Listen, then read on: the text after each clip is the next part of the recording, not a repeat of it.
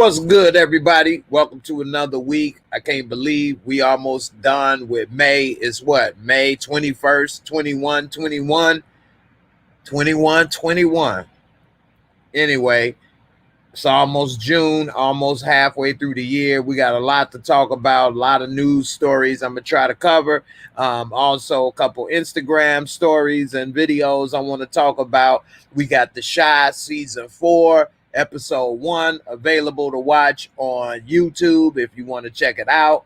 I saw it. It was pretty good. We also got the movie Army of the Dead with Dave Bautista, Omari Hardwick, new on Netflix. I saw it. It was dope. I liked it. If you're a zombie person, I like the zombie.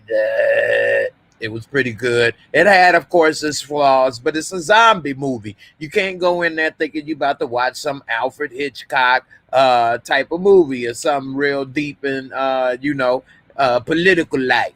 It's a shoot 'em up zombie movie, and it was pretty good. It accomplished this point of basically entertainment, and I like the ending with the twist on it. And so, easy peasy, lemon squeezy.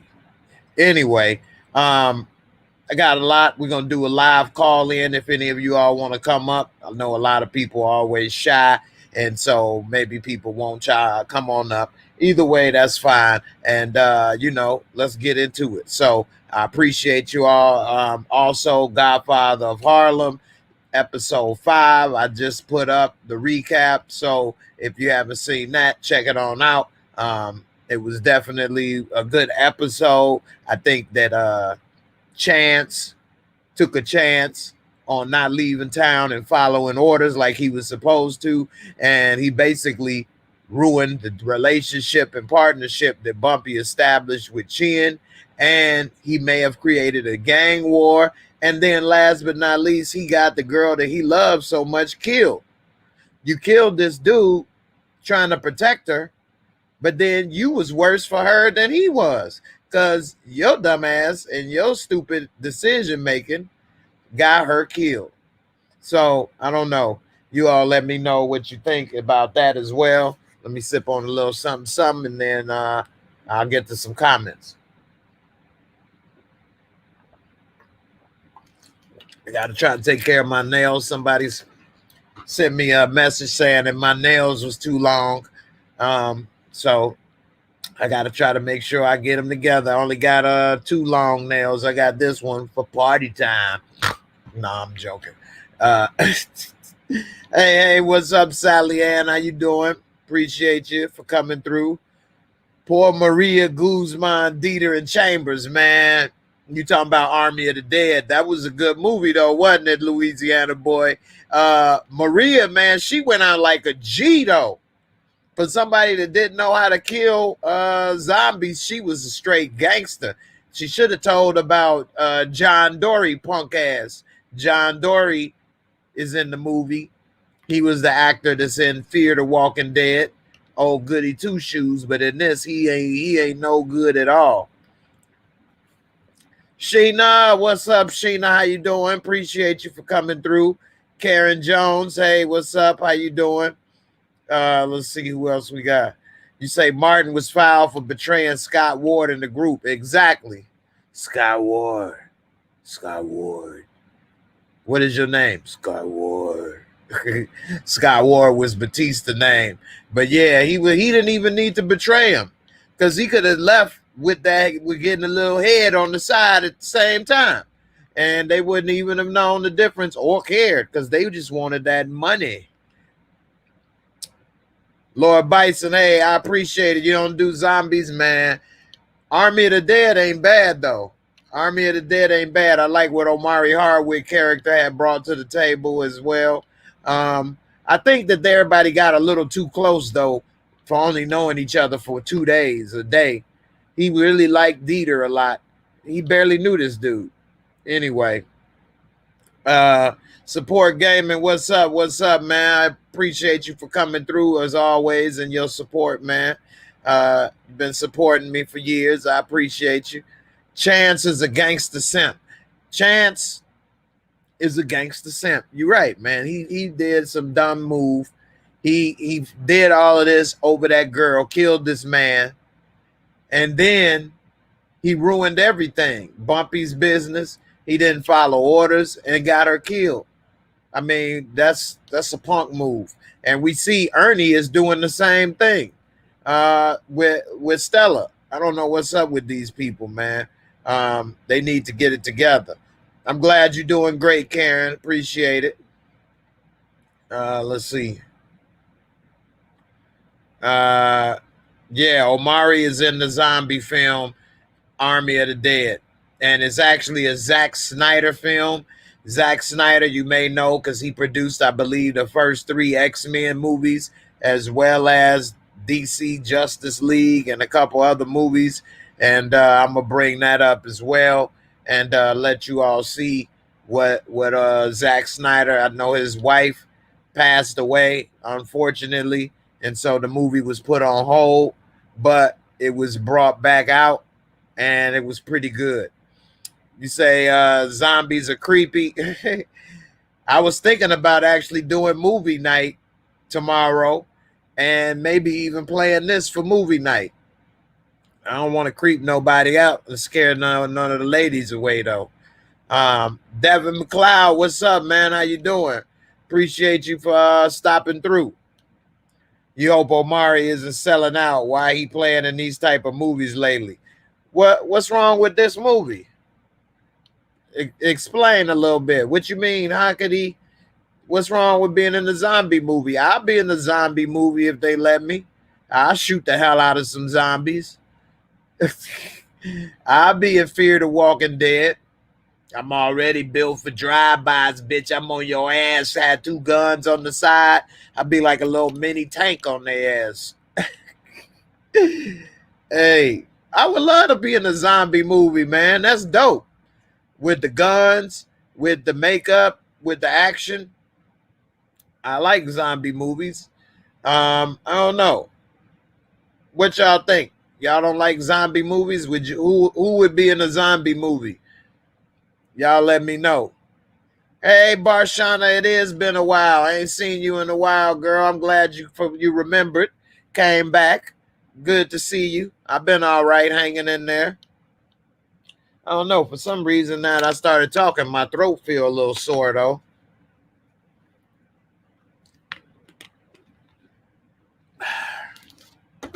Anyway, let me go ahead and pull up Army of the Dead real quick so that people who are familiar with it is new to Netflix today. And I enjoyed the movie. It's actually Dave Bautista's movie. Dave Bautista, I actually like his acting better than The Rock. They both were wrestlers from WWE. That's why I compare them. But his acting is a little better. I'm going to give this movie, I would give it a 7.5, but I'm going to give it a 7. It's an action movie. It does have some plot holes in it, of course. I mean, it is a zombie movie. It's not like it's going to be perfect, but it's very entertaining, which to me puts the score up so high. Anyway, following a zombie outbreak in Las Vegas, a group of mercenaries take the ultimate gamble, venturing into the quarantine zone to pull off the greatest heist ever attempted. So what happens is that the zombie outbreak happens right in Vegas, and it's contained to only Vegas Strip area. And so it is a lot of zombies and different stuff there. This one Japanese businessman that owns a casino comes to Batista and offers him a chance to get $200 million out of the vault of his casino. And he said that he would give him $50 million if he was able to recover it, which if I was going in there, I would need at least $100 million. The dude told them that they had already been reimbursed from his insurance company, so the money sitting there is just free and clear money. Nevertheless, he puts together a team, and they decide to go in and get the money. Now, once they get in, they realize, of course, it's not as easy as they thought, and they run into some different problems. Of course, we know about the regular zombies in most movies, but then they got a different breed of zombies also in here that are kind of smart, kind of like intelligent, and like kind of negotiate. They don't talk, but they do have some type of communication system going on, and it's pretty interesting. It's a little different. And so one of them was riding a horse, they little leader wearing a cape, and he had a little queen. And so it's pretty interesting. And yeah, he played Drax in Guardians of the Galaxy. Yeah, he's pretty good. And so overall, I like this movie. It was pretty good. Shout out to Kwame Brown. Why would I do that? Who cares? Kwame Brown is being a crybaby. He a basketball player. A lot of people, if you're not familiar, Kwame Brown is crying that Matt Barnes and some people dissed him on their show, All the Smoke. But they didn't say nothing that wasn't true. Yeah, he was a bust. Michael Jordan believed in him to be the #1 pick overall out of high school, and he never amounted to that level of hype. And he's upset with people when they bring it up. Pathetic. Anyway, Young Slim, what's up, brother? I appreciate you for coming through. So, Army of the Dead, it says it's in theaters now. I saw it on Netflix, and it was pretty good. I don't know about theaters yet, me personally, if I would go to see any movie in the theater yet. But this is the type of movie that wouldn't be too bad to see on the big screen. But again, I only really like to go to the theaters before this happened to see movies in 3D, because anything else I could see at home. So I would like to see something better than what I have at home. I got an Sony OLED display TV, which is like the highest quality TV you can get right now, other than 8K, but it isn't any 8K programming yet. So an OLED display is almost as good as 8K. So with that being said, I want to see something different or better than what I have at home. But that's me personally. I'll show you all Zack Snyder right quick, and then we can go ahead and talk about the Chi season 4. Also, it has Tig Notaro, who's a comedian, and it's got a bunch of other people. It's got a good cast. Zack Snyder, he did Wonder Woman, 300, Watchmen, Man of Steel. I mean, his resume is nice. I can't even lie. Regardless of whether you may like all these movies, they all are big movies. Army of the Dead, Las Vegas. It's a TV series. I didn't even know that was being made. Looking forward to seeing this, if it is, called it's animation. Okay, so who knows how that may turn out. But Justice League, Batman versus Superman, Man of Steel, Sucker Punch, Legends of the Guardian. Watchmen was dope. The Watchmen was really good. If you all want to see a good look at superhero stuff, The Watchmen was dope. 300, Dawn of the Dead, and then he did a bunch of music videos to get started. So, Zack Snyder then put in some work, and this movie, I think, was produced pretty well. It had a good budget. It didn't look cheap, and I liked it. It was very entertaining. So, anyway, y'all check it out, and let me know what you think. I'm thinking about doing movie night tomorrow and playing this. So let me know what you think. Mike, you say Kwame Brown defending himself. He not crying. Everyone want to be sensitive now. What is he defending himself about? That he didn't live up to the hype? He didn't live up to the hype. He never made an all-star game. He was out of the league when he was still young and could have been playing. And what? What is there to defend? Nobody said anything that was wrong. So I just think he being sensitive and he feel bad that he didn't live up to the hype his damn self. And he want to point fingers and blame other people. But at the end, it's you that didn't put in the work or get better or live up to the hype that people thought that you was able to do, your potential. So, you know, they didn't say anything wrong. Everything they said was true. I'm 100% with Matt Barnes on that. What, you mad because when Steven Jackson said something, he tapped his knee? Like, grow up. You're just proving the point of what they said, that you are soft and not living up to the hype, which they didn't even call him soft, but everything that was said was true. You say you've been meaning to check out everything with Kwame. Didn't he had a hand injury or something? You follow basketball, Sheena? You can be a bust and play 12 years in the NBA.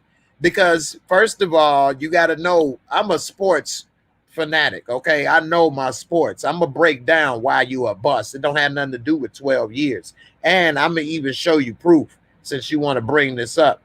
First of all, it's easier to play 10 to 12 years or longer in the NBA when you almost 7 feet because they always need a big man. What was the guy that came out gay and he had a twin brother?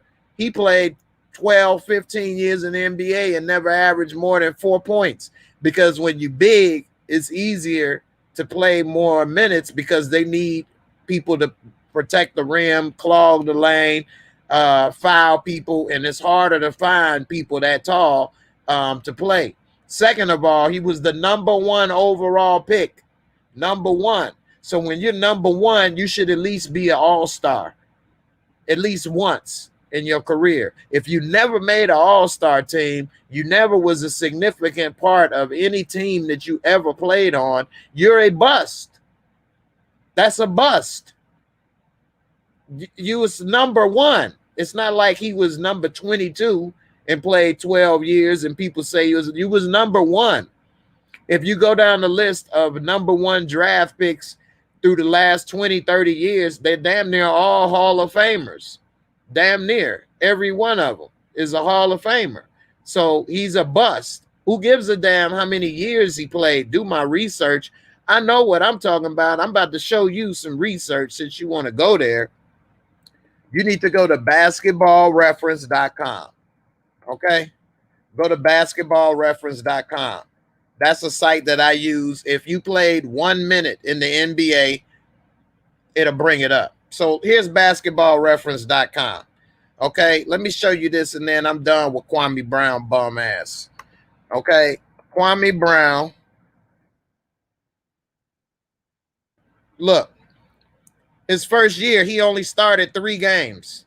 He averaged 4.5 points. 4.5 points. You're the #1 overall pick. You averaged 4 points, 7 points, 10 points, 7.7, 8, 4, 3 points a game, 7.9 points when you was with Charlotte at age 28. At age 28, that's the prime for most NBA players. In your prime years, you was averaging 7 points a game as the #1 overall pick in the NBA. And you call this not a bust? You're okay with mediocrity is what you're telling me, which, you know, that's a problem. You one of those people that believe everybody get a trophy when they play a game. Everybody gets a trophy, even the last place team. I don't give out trophies to the last place person. Okay? He averaged 1.9 points a game when he was 30 years old. He only played 22 games, 9 games. He could only play 9 games, 66 games on the Charlotte Hornets. Started 50. That was the most games he ever started in his career, except for what? When he was with Washington, The year right before his rookie contract was up, they was trying to see what they can get out of him. He averaged 10 points a game. He's a bust. You can go right here and see his draft year, okay? The year he was drafted, 2001, first NBA overall pick. Who came out the year that he was drafted? You can see right here, win shares. Paul Gasol, Hall of Famer. If it would go over again, Washington would have picked Paul Gasol number 1. You telling me that Paul Gasol didn't have a better career than Kwame Brown? Tony Parker, even Tyson Chandler. Then it had 8 people in that draft that made All-Star. 8. Gilbert Arenas was a second-round draft pick and was way better than Kwame Brown ever was. Tyson Chandler made All-Star. Paul Gasol, Joe Johnson, Mehmet Okur, Tony Parker, Zach Randolph, Gerald Wallace. What Kwame Brown name at? He ain't even make an All-Star. You got 8 people that made All-Star teams out of that draft. You the number 1 overall pick. You ain't do a damn thing. 7 to 10 points a game. But that's not a bust. He's a bust. Do your research, bro. I know my basketball. Okay, you can go right here. He played 12 years. Tyson Chandler played 19, 18. Eddie Curry had a better career than him, and he played 11 years. Jason Richardson, 13. So if you go right here out of the top, 6 players, he played the least amount of years except for Eddie Curry. Eddie Curry played 1 year less than him. Eddie Curry had injuries, and Eddie Curry was putting up 20 points a game at one point with the New York Knicks, with the Chicago Bulls. Eddie Curry had a better career than him. Eddie Curry, 6.7, 10, 14, 16, 13, 19 and a half points a game. 13, he got injured. See, he went, and he was a starter. Look at that, 81 out of 81, 58 out of 59. He got injured, 69 out of 7. Eddie Curry was a starter.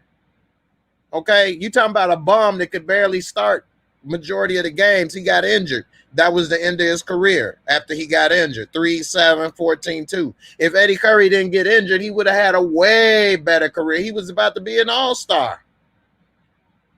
You talking about some bum-ass Kwame Brown. Kwame Brown's a bum as far as NBA skills. Not as a human being, but as far as what he did on the NBA as the number 1 draft pick, he bummed it up. Okay, period. That's why he mad. And he's trying to be satisfied with mediocrity. I mean, out of the top 6 people, he played the least amount. You can go to Eddie Griffin. He played 5 years. He had injuries. You had Desanya Diop. He played 12 years, and he was a bum. So what does 12 years in the NBA mean if you're 7 foot? He was 7 foot tall as well. Nothing. You can go right here. They got another one. They had another stat up here that shows career trajectory. Let me see.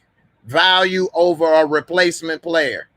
That's how much value you have over somebody in your same position. A box score estimate of the points per 100 team possessions that a player contributed above a replacement level player, translated to an average team and prorated to an 82-game season. He's got the worst, negative 1.3. He's a negative 1.3. Look, 16.9, 57 and a half for Gasol. Negative 1.3 because Eddie Curry last few years he was injured. 23, 28, 2, negative 0.2. He got one of the worst. I mean, I don't understand what this conversation is about. Tony Parker was the 28th pick in the draft for first round, the last pick in the draft. He played 18 years and got a 30. He won championships. What did Kwame Brown do? What did he do? I don't get it. So, like, the Kwame Brown conversation is over. You know, Kwame Brown's a bum, man. Who gives a damn how many years he played? Well, I mean, Kwame Brown's a grown-ass man. You can't bully a grown man. You can only bully kids. He's a grown man. He don't have to listen to Stephen A. Smith. Kwame Brown is a success in one aspect of life. He's a millionaire. He made millions of dollars. So you could look at that as a success. Okay? You could look at it as, okay, he had played 12 years in the NBA. That's a successful amount of years to play, to be a part of the NBA. But if you try to look at his career overall and say, well, he wasn't a bum or a bust, he was a bust. But he's a 7-foot tall, grown-ass man, and he getting bullied by Stephen A. Smith. Like, this dude made $63 million. I don't give a damn what Stephen A. Smith say about me. I made $63 million. I would turn the channel. What? How can you get bullied by another grown man? Unless you in the gang or you in the mob. Who is he? Chin Gigante? Stephen A. Smith, Bumpy Johnson? How old is he? He 39 years old. This dude is about to be 40 years old talking about he getting bullied. Man, shut up. He can't get bullied. You 40 years old. You ain't in high school. Stephen A. Smith can't do nothing to you. I didn't say he didn't play long in the league. I'd say it's no big deal to play long in the league. And playing long in the league means nothing other than how much money you make. What does playing long in the league mean? What was the dude named Jason Collins? Yeah, Jason Collins played longer in the league than him. Jason Collins played longer in the NBA than Kwame Brown, bro. I'm about to pull up Jason Collins' stat. What does playing long in the league equal other than how much money you make? Jason Collins, he played 18 years or 16 years in the NBA. So what does that mean? Look, he played since he was 23 to 35.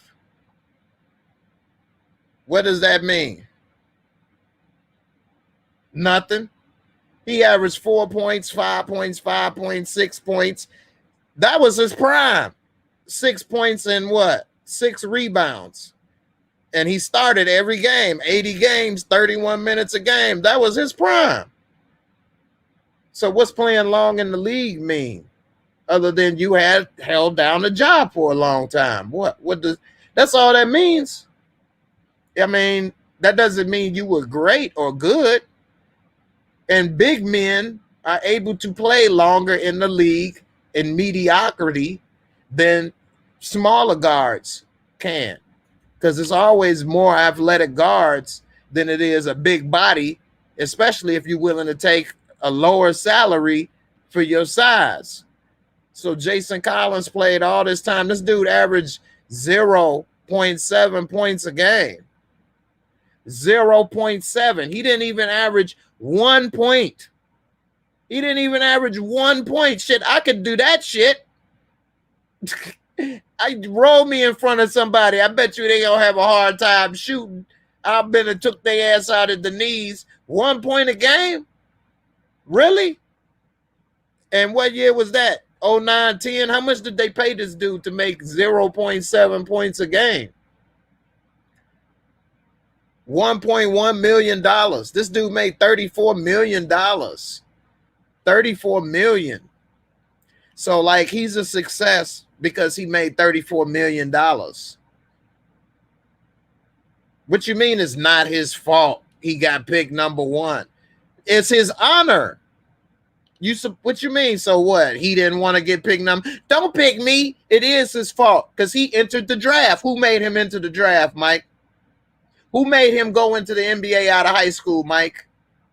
Who made him do that? If he didn't think he was ready and he didn't think he was ready to be number one, why he didn't just go to college and work on this game? Huh? See, everybody like to blame other people for stuff, but they don't like to take responsibility. He wanted that money. He wanted to go to the NBA. So it is his fault. He went into the NBA before he was ready. That's his fault. Mike, it is. If you ain't ready to go number one and everybody is projecting you to go, no, not Harvey Grant. That's Horace Grant, brother. It ain't MJ fault. So it's Michael Jordan fault that he believed in you. Damn, you right. He should have known you ain't shit. You right. It's MJ fault. He should have known you ain't shit. You ain't ready for the NBA. I'm a pass. That's what he should have did. And he should have went for Gasol. You are 100% right. Mike should have known that that boy wasn't ready and he ain't shit. Okay? So, what? He should have took his ass back to school, went to college, worked on his game, and did better than what he did. But he didn't. You say it's like Sports Center in your house, basketball, hockey, football. I know that's right. Hey, I appreciate it. Hey, everybody, like, subscribe, share. I appreciate it. Everybody, I appreciate all the help and support. Kwame, basketball-wise, and he admitted was a bust life-wise. He is set for life financially. That's what he was saying. Well, they talking about what he did on the court. You say just being in the doesn't make you player. That's a lot of journeymen that survived that long on the bench. Exactly. Adam Morrison. Adam Morrison could have been a good player had he not have gotten injured. I know his numbers. He was a little. He did come into the NBA a little sooner than he was supposed to, but he got injured, and that ruined his career as well. Kwame Brown got injured when he was already proven to be a bust, bro. I just showed it. I know I'm behind on these comments, so I'm trying to catch up, and then I'm about to move on to the shot because Kwame Brown is definitely, he was an underachiever. He was supposed to be a superstar. I'll show you one more thing to show you why Kwame Brown is a bust, okay? And this right here will show you why he's a bust, okay? Basketball reference. All you got to do is go to players, and you can go to drafts. Where's the drafts? Here you go, draft. And we can go by year. All NBA drafts. Okay, this is the NBA draft by year. You tell me who's a bust as the number one pick. We got Anthony Edwards. He just came out. We don't know about him yet. Zion Williamson looked like a star. DeAndre Ayton, he looked like he may be a star. Markelle Fultz did look like a bust, but he had injuries and stuff. But now he's playing better in Orlando. It's not settled on what he's going to be yet. Ben Simmons, a star. Karl Anthony Towns, a star. Andrew Wiggins, he could have been a star. He was averaging 20 points a game. He's not a bust, but he's not a star. But he's a 20-point a game. Anthony Bennett is the only bust in NBA draft history bigger than Kwame Brown. Anthony Bennett is a complete bust. Complete bust. Head to toe bust. Nobody knew why they drafted him number one. Nobody expected it. He was a bust. Okay? And that is the GM fault for Cleveland because nobody thought he was going to be number one. At least when Jordan drafted Kwame Brown, a lot of high school players got drafted that year, and Kwame Brown did have a lot of promise. Anthony Bennett came out of nowhere, and nobody knew what the hell they was thinking. Anthony Davis, superstar Hall of Famer. Kyrie Irving, Hall of Famer. John Wall was a star. Blake Griffin, star. Derrick Rose, star. Greg Oden would have been a star, but he had injuries. Greg Oden wasn't a bust from talent-wise. He had too many injuries. Bargnani, he was a bust, but he had a good career. He played for a long time, but not only that, he was averaging 20 points a game. If you look at Bargnani, and he was a 7-foot inside, 3-point shooter before his time. He made the all rookie team. And if you look right here, 11 points, 10 points, 15, 17, 21, 19. Then he got 12, 13, 14. Then it was over. Kwame Brown, he averaged 10 points a game or better his entire career, except for his last year in the NBA. Kwame Brown averaged 10 points one time. Once. He averaged 11 points out the door. 10, 15, 17, 21. Kwame Brown never could do that. Plus, this dude could shoot the three. 37, 34, 40% from three at a 7-footer. 37, 34, 30, 30. Like, dude had game. Bargnani had game. So a lot of people could sleep on Bargnani, but he wasn't no bust. He wasn't the number one pick everybody thought, but he wasn't a bust. Bogut, he wasn't a superstar, but he did make an all-star team, and he did become a defensive anchor. Dwight Howard, Hall of Famer. LeBron James, Hall of Famer. Yao Ming, Hall of Famer. Kwame Brown, Hall of Shamer. Kenyon Martin, he was a star at one point. He went to, 2 all-star games, 1 or 2, helped lead New Jersey Nets along with Jason Kidd to back-to-back NBA Finals. He wasn't a scrub. Elton Brand, all-star. I wish the Bulls would have kept him, but he got injured in his second year, and they gave up on him. Olowokandi was the biggest bust in NBA history until Kwame Brown showed up. And then Kwame Brown was the biggest bust until Anthony Bennett. I don't think nobody could top Anthony Bennett, but Kwame Brown come in second place. Tim Duncan, Allen Iverson, Joe Smith. Joe Smith was a good player, but he wasn't Hall of Famer. The big dog, Glenn Robinson, Chris Webber, Shaq, Larry Johnson, Derek Coleman. Purvis Ellison was a big-time bust as well. No Service Purvis was a bust. So you can go down the list and, whatever. So, yeah, I know a lot of times when you hit people with facts nowadays, they turn their brain off. They don't want to listen because they got their mind made up. That's like Trump supporters. No matter what you tell them, they don't want to listen. And that's a big problem with the world today, I think. So anyway, so let's talk about the Shy. Matt Barnes stats. You want to come and talk about this? Oh, brother. I don't know what y'all gonna say. Matt Barnes was a second-round draft pick. A second-round draft pick that nobody believed would make it. And he had a better career than had. So, and Matt Barnes is doing more with his life now than what they talking about. Here's Matt Barnes. This dude was a second-round draft pick, 17th, 46th person overall in the 02 draft. And he's an NBA champ, and he was a contributor. He started off barely getting any time. He worked his way up to averaging 10 points a game 4 times. So he's averaged 10 points a game 4 times. Kwame Brown did it once as the number 1 overall pick.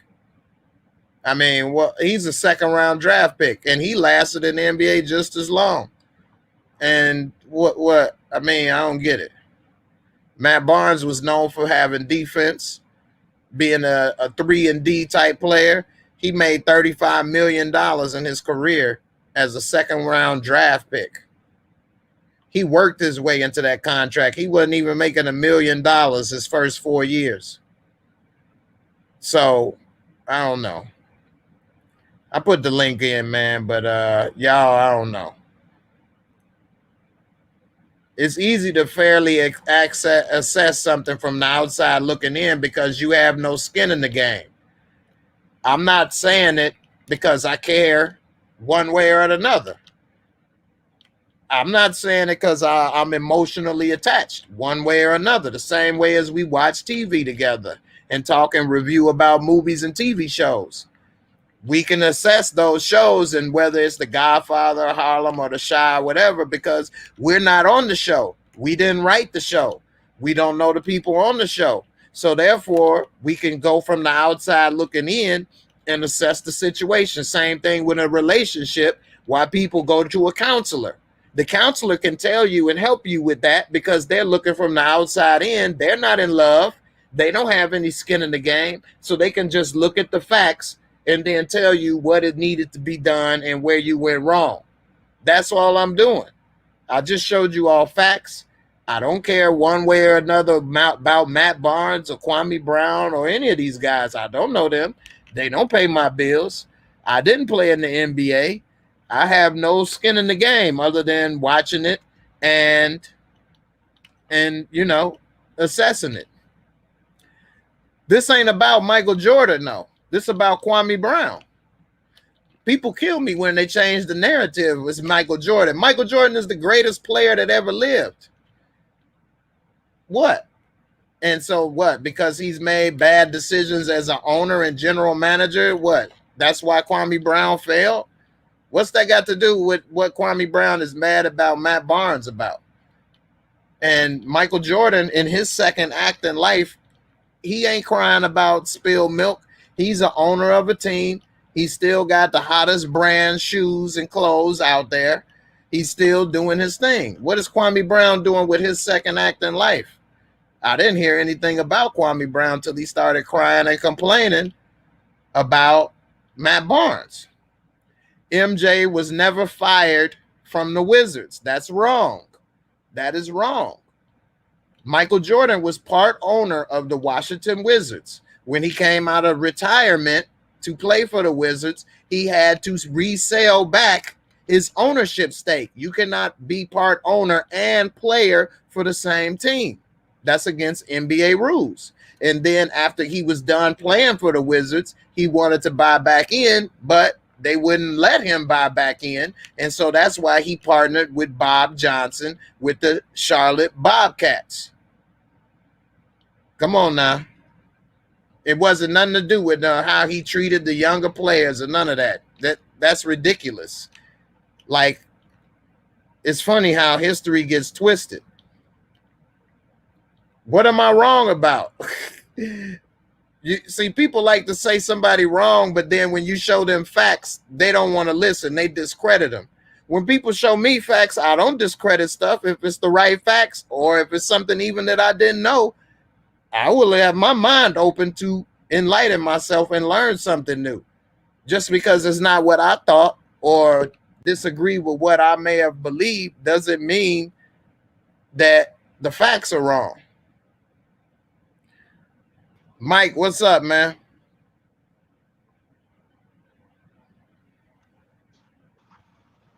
Hey, Illwood, I'm trying to let him know, man. What's up, Mike? Can you hear me, Jay? Yeah, I hear you, man. What you think Michael Jordan got fired from the Wizards for talking the way he treated? Like, who told you this? I was there. I wasn't there. I'm old enough. I remember when it happened. He wasn't never working for the Wizards. He was part owner of the Wizards. And when he became out of retirement to play for the team, he had to sell his ownership stake in order to play for the team. You can't play for the team and own the team at the same time. He didn't get fired for them. How you gonna get fired you from? Got laptop. Look it up. He was president of basketball operation. Look it up. He can't be president of basketball operations and play for the team, bro. Just look it up. Look it up, Jay. Okay. I just finished looking it up, and they said he was fired. He wasn't fired. Let's see. I'm gonna type in. Let's see. Did Jordan? Matter of fact, I'll do this live so y'all can see. Hold on. He got fired. Kwame was 17 years old when he got into the league. Stephen A. Smith was wild trash about him. Like he was 17 years old, and MJ was talking trash about him, even though he drafted him as a player. Like, how you do that? Because he's a bum. MJ, did you see The Last Dance? That's your number one overall pick. Did you see The Last Dance? Player that's the number one overall pick. I did see it. Michael Jordan is old school. Did you see The Last Dance? Yes, I saw it. The NBA was full of trash talking. Everybody talked trash. He talked trash to his own players when he was on the team. The player you drive, number one. It don't matter. He trash talked Scottie Pippen. He trash talk his own players because this is a grown man's game. You're getting paid for a job. You're no longer a kid. If you're 17 and you soft, you should not have tried to go and play a man's game. Take your soft 17 ass on to college. You getting paid millions of dollars and now you mad because somebody said a bad word to you? You sound that's ridiculous. Like if you're that soft and you're not ready, then you don't need to be in the man's game working. What? I'm gonna pay you multiple millions of dollars, draft you first overall, but I can't say a bad word to you or else you're gonna crumble. That sounds ridiculous, man.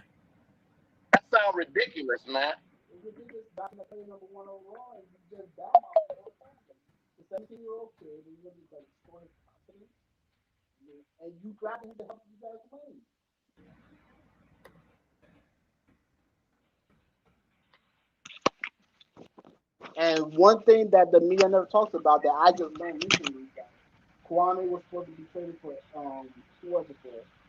This is what I said right here. After retiring as a player, so he had to come out of retirement to play for the Wizards. So when he came out of retirement, he was first already part owner of the team. Like I said, I'm glad this is recorded. You can rewatch what I said. He was retired first, and he was part owner of the Wizards. To play for the Wizards, he could not be part owner and player, so he had to sell his ownership stake. They was under the belief that when he was done playing, he would be able to get back his ownership stake in his position. They chose not to do that, which is why he went with Bob Johnson and the Charlotte Bobcats. That's exactly what I said. You can't be fired from a role you didn't have. If you was a player and you just retired as a player, how can you get fired from basketball operations? You was a player. This ain't right. This is worded wrong. He was not fired. He didn't get the job back. This ain't even got nothing to do with Jordan fired, because this is in September 2020 when some announcer said the N word or something like that. That don't have nothing to do with that. Let's see. Did Jordan come out of retirement to play for the Wizards? MJ's 98 retirement was more of something that he forced. You got the echo coming through too, man. Give me a second.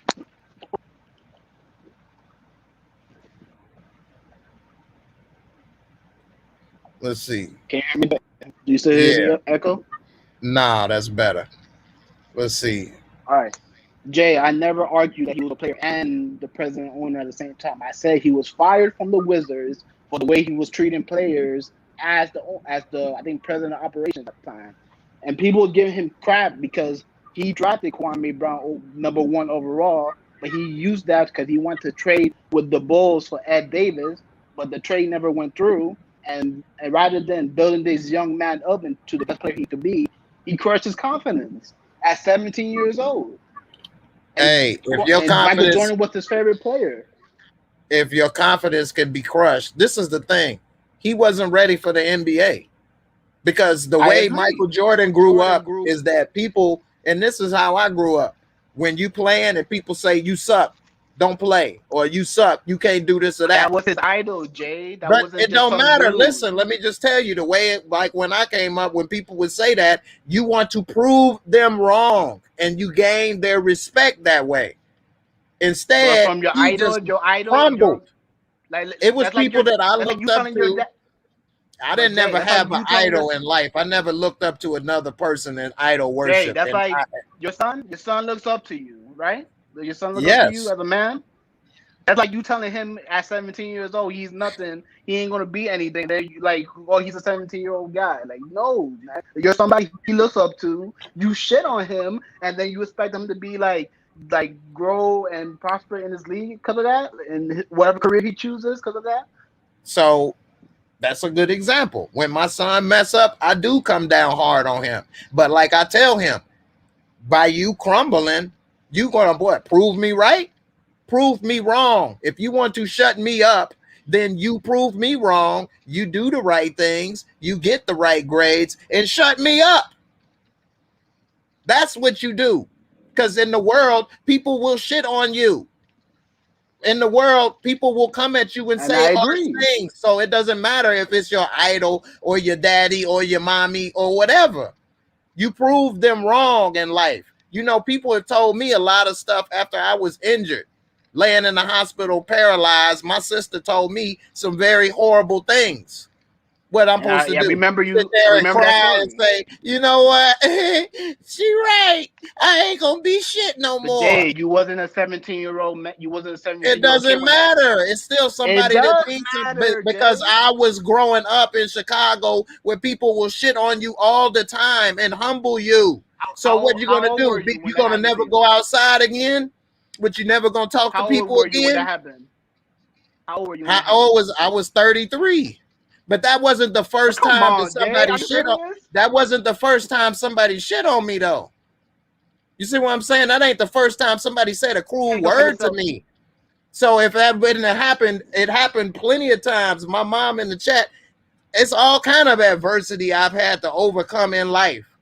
That's what makes you stronger as a person. If I never went through that stuff, then I wouldn't be who I am today. I wouldn't be able to survive and keep going and do stuff. If every time somebody said something to me and I just went home and didn't go outside no more, I wanted to complain that they talk bad about me, then you ain't gonna never overcome nothing. You're a grown-ass man. It don't matter if you're 17, you making millions of dollars, you trying to play a grown man game. I was working jobs with grown men at 15. I was a supervisor at UPS at 18. I had to tell 40-year-old people what to do. They would be talking shit to me all the time. What I'm supposed to do? I quit. I quit. I can't do this job. They don't listen to me. I want you to fire them. They won't listen to me. Jay, you want to have a conversation or you just want to go, man? Let's have a conversation. I'm saying. That's a conversation. You're saying because Michael Jordan shitted on him that that's an idol. He didn't have his pops in his life. Who's going to teach him how to be a man at 17 years old? He didn't have a father in his life? His mom he didn't have a mother? No, his father was in jail at the time. Okay, his mother wasn't in his life? Yes, his mother was in his life. She's not going to teach him how to be a man. Okay, so Michael Jordan, so he was waiting until he was 17 for Michael Jordan to teach him how to be a man too. No, I'm not saying that, Jay. I'm saying as a 17-year-old kid, you don't have any. I assume that he don't have any grown man in his life who teach him the same lessons you teaching your son right now. So if you have your idol in front of you that you looked up to your whole life, he picked you number one overall. He really didn't want to draft you at that spot. He wanted to trade you, but they vetoed the trade. And now during your whole tenure there, he just crapped on you the whole time. And it's not just being traded part of the NBA. Arenas and other ones. Is being traded part of the job? Jay, what does that have to do? What does that do? What I'm saying? I'm saying he was supposed. You saying because Michael Jordan said he wanted to trade you, that crushed his career. Like, dude, everybody gets traded at some point. That's part of being in the. It's part of the job. Like, why don't you shut Michael Jordan up and prove him wrong? So when Kwame, so let me ask you this: when Kwame Brown played basketball, has anybody ever talked trash to him on the court? You play ball, right? Do people talk trash? Yes, people talk trash. Yes. So what? So what? Because Michael Jordan talked trash to you, that destroyed your confidence. Jay, let's not just sit here and say Michael Jordan is just some regular dude from the park that his what he said don't mean nothing. But at the same time, he is though. You know that. But at the same time, he is like so you're gonna let Michael you using Michael Jordan as a crutch on why he didn't do nothing with his career. What about when he wasn't with Michael Jordan with the Wizards no more? He's still using it as a crutch. So what's the point of this? That's one example. That's not a good example to me because he didn't even play with Michael Jordan his whole career. So he let that for 12 years. He let that ruin his career. Jay, you're not listening, man. You just I heard like, you. I You say said one thing, Michael and Jordan's. then you just ramble I'm on. saying I'm agree. keep I'm cutting gonna me say off, let's Jay. say I'm agree with you. I'm gonna agree with you just for the sake of argument. Okay, Michael Jordan shitted on him and hurt his confidence. So for 12 years It wasn't he was just Michael destroyed. Jordan, Huh? and it wasn't just Jordan. It was the whole media guy. It was the whole media cycle. Everybody's trashed on this dude, saying And like so that he instead was a of bust, becoming but he played stronger, 12 years in the league. He played 12 years in this league, which is not easy to do. And first of all, if you make it to the NBA, you're not a bust. You're better than 90% of the players in the world if you make it to the NBA. I So you're said he's not a a scrub bust if as you the make it to number the one NBA. draft pick. That's why when I compared him to number one draft picks. I'm not comparing him to Matt Barnes, a second round player.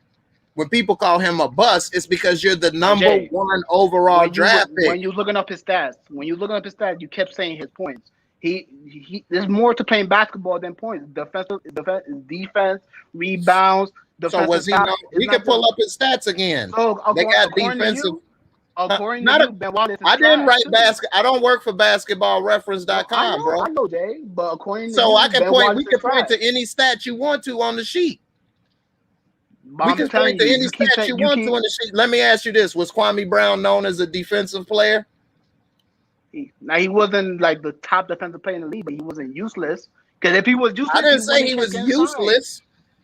I mean, Jason Collins played 12 years in the NBA. I said Jason Collins played 12 years. Big men got a chance to play in the NBA longer because they big. They can play defense. They got fouls. I said that. So what's the definition of a bust to you now? If you're the number one overall pick and you don't never make an all-star team, you never was significant on any team you played for, that's a bust. The number one, we're talking about number one, not NBA players, number one overall. That's the whole thing people keep leaving out. Not he ain't a bust as an NBA player. He played 12 years. He made $60 million. Hell, that's a success in life, really. But if you're considered your NBA career and you played 12 years and you were the number one, you in the room with David Robinson, Elijah Wan, Iverson, Tim Duncan, LeBron James, all of these historic names, and here you come. What would you call that? Well, I mean, what else is there to say? And but Michael Jordan did it to him. So you're saying if he was picked number two, and he had the same career, he wouldn't be considered a bust, according to you? He would be, but people wouldn't be bringing it up as much because how many people bring up number two draft pick overall and talk about they will bust? So just because never heard number that one, conversation. Just because he's number one, that's what considers him bust. Not just that's what I'm saying. It's not his fault that he was picked number one because they never attended. What you mean it's not his fault? Did he enter his name in the NBA draft that year? Listen before you respond. I said it wasn't his fault he picked number one because they never attended. They never wanted him to use him as a centerpiece for the team. They wanted to use him as a draft piece to get Ed Davis. Once that trade didn't go through, they started trashing on the dude. Like it was his fault they picked him. Okay, you say it's not his fault, right? Did he put his name in the draft that year? He did. Okay, so who that's his fault then? If you let me just say this. I listen to you. Let me just say this. They have agents, right? Agents know and project where you're going to go in the draft, right? So once he had an agent and he realized he was going to probably go in the top, 1 to 5 picks, if he felt he wasn't ready, he should have not went into the draft. So Jay, you're saying that he should have been like, nah, I don't want to go in the draft because I'm 1 to 5? Yes, if he wasn't ready, yes. He made the decision to go. Don't you know that Joakim Noah, after the Florida Gators won their first championship, was projected to go number 1 overall, and he decided not to go into the draft and went back to college for another year so that he could win another title with his crew? And then when he came out, he wasn't number 1 pick, but he made that choice. Marcus Smart could have came out a year earlier and been higher in the draft than where he was. He chose to go back into school, and he came out lower. Sometimes people want that money, they want that prestige, they want to do stuff, and no, they're not realistic with themselves and not saying that they're ready or not. So Jay, The so truth you of the saying matter was he wasn't a complete player. He wasn't ready to play a grown man game. LeBron James came into the league at 18. Kobe Bryant came in the league at 17, 18. Kobe embraced the challenge of Jordan talking crazy to him. but But you want to know the difference between those two guys? Those two guys you mentioned in Kwame? they were You wanna know alpha the male difference? personalities. No. You want to know the difference? Their team wanted them from the beginning. They didn't want to trade them. They wanted to nurture that person. Actually, Charlotte Hornets didn't want Kobe Bryant. They traded him on draft day, bro. They traded him for Okay, Bloody yo, T-Rock. So you you just proved can't my say they team wanted my him. point. You just proved my point, Jay. You said they Jay, team wanted them. His team that Jay, but drafted him didn't want him. He could have had his confidence shattered then, like, damn, I thought they wanted me. They traded me. Man, this ain't right. Okay, the NBA ain't what I thought it was supposed to be. Kobe didn't do that. My point. Because if that trade didn't go through, that means Charlotte did not want Kobe. Because they traded him, but if that trade didn't go through, they made it clear from the beginning they didn't want him. So switch over to Kwame. They wanted him to trade him to the Bulls. The Bulls wanted him. The Wizards did not want Kwame. So let me ask you this. So you're saying a team, whether a team is committed to you or not, doesn't play a factor in if a player grows in this league or not? So the Wizards made it clear. I got a perfect example of that. Person. Yeah. Did Lonzo Ball get drafted by the Lakers? Did he crumble when he got traded to Charlotte? They wanted him. Better yet, what about Julius Randle? Julius Randle was drafted by the Lakers. They gave up on him, threw him away. Now he's a star in New York. After 2 years. It don't matter. How many years did Kwame Brown had 12 years? What did he do? Oh my God. Kwame Brown had 12 years, so it took Julius Randle 2 years. Kwame Brown was in Washington for 5 years. Jordan was only there for 2. So what? The other 3, he still was letting Jordan's thoughts and linger in his head. Jay, you still focus on Jordan. I'm not saying it's only Jordan's fault. Jordan, Mia, Kobe, everybody just trashing on this dude, saying he got small hands, he can't play. Stephen A., his most famous rant, is saying this guy's a scrub at 17 years old. So because he wasn't mentally tough.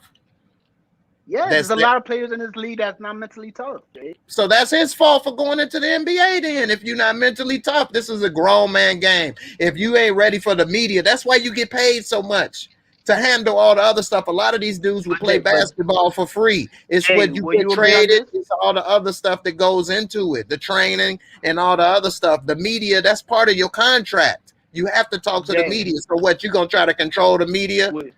Jay, will you agree on this? Because you just named off all the number 1 overall picks for like 20 years, right? Will you agree that the media has specifically picked Kwame Brown as the punching bag of like jokes throughout the years for 20 years? Will you agree on that? Not necessarily, no. Because they have talked about Anthony Bennett a lot. But the difference is, I never hear about Anthony Bennett. It's always Kwame Brown. I was just about to say the difference is Anthony Bennett don't come in the media saying stuff either. And he didn't play as long as Kwame Brown either, so he's forgotten too. But Anthony Bennett got destroyed. Anthony Bennett came in the league in 20. No, not like Kwame.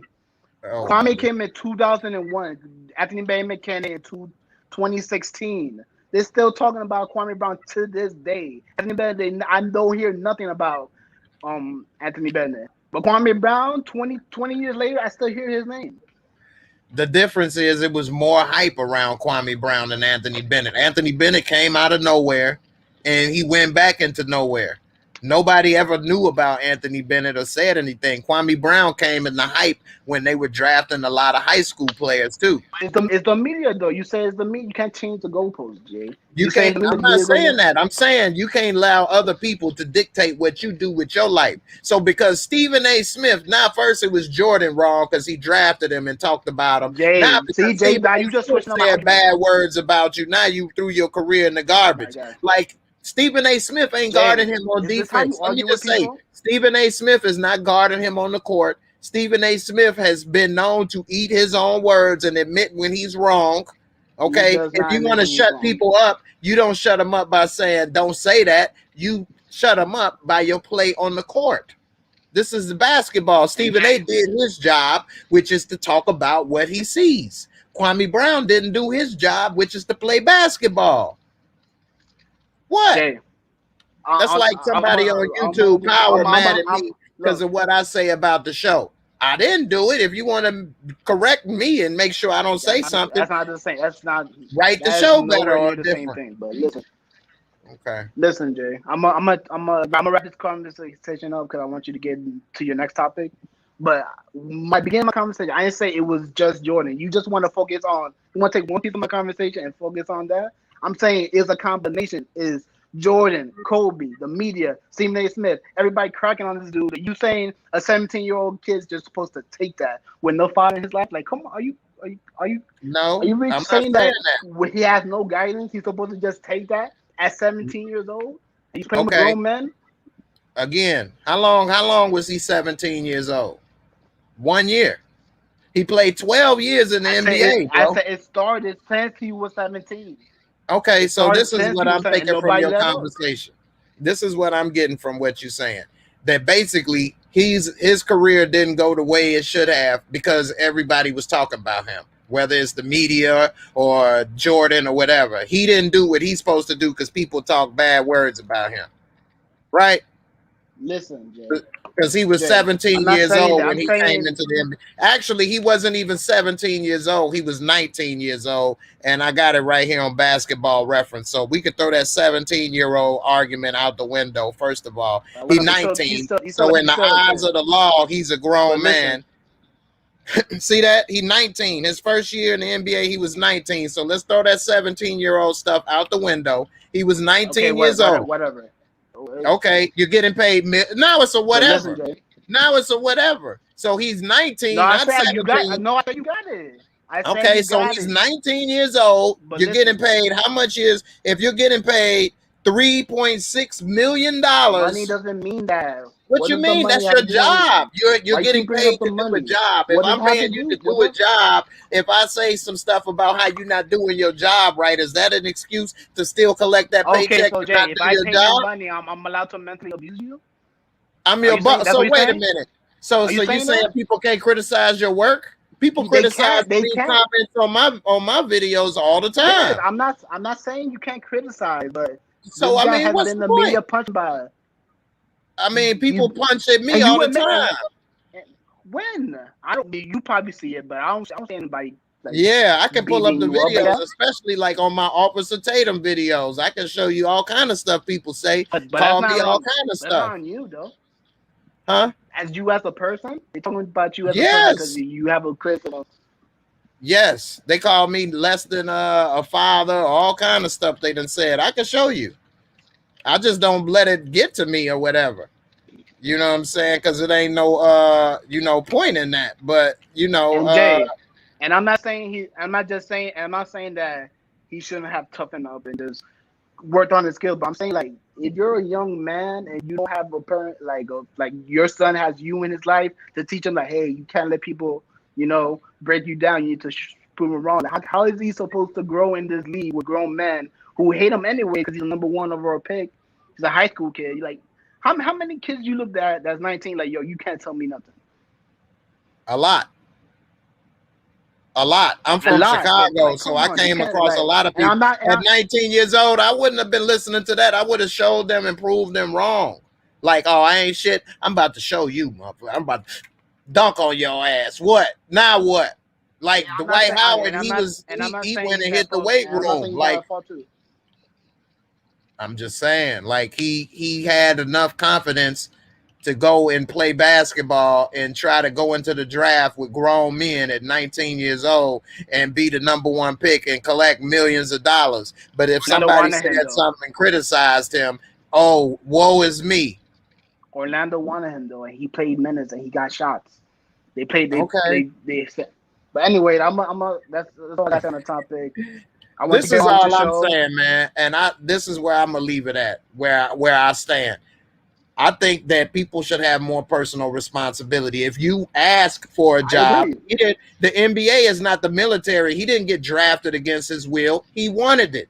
So Be careful what you wish for. If you want to be in the NBA, you want to make millions of dollars, you have to also be able to take the other side of the coin. People going to talk crazy to you. You're going to have to deal with the media. That's part of the job. This is entertainment. It is an entertainment job. The only difference is all sports is reality TV. Sometimes people don't realize that. It's reality TV. It's entertainment. So you want to be in the entertainment business, just like people that are actors and people say Lala is a bad actress or whatever, or Mary J. Blige is a bad, you're up for criticism.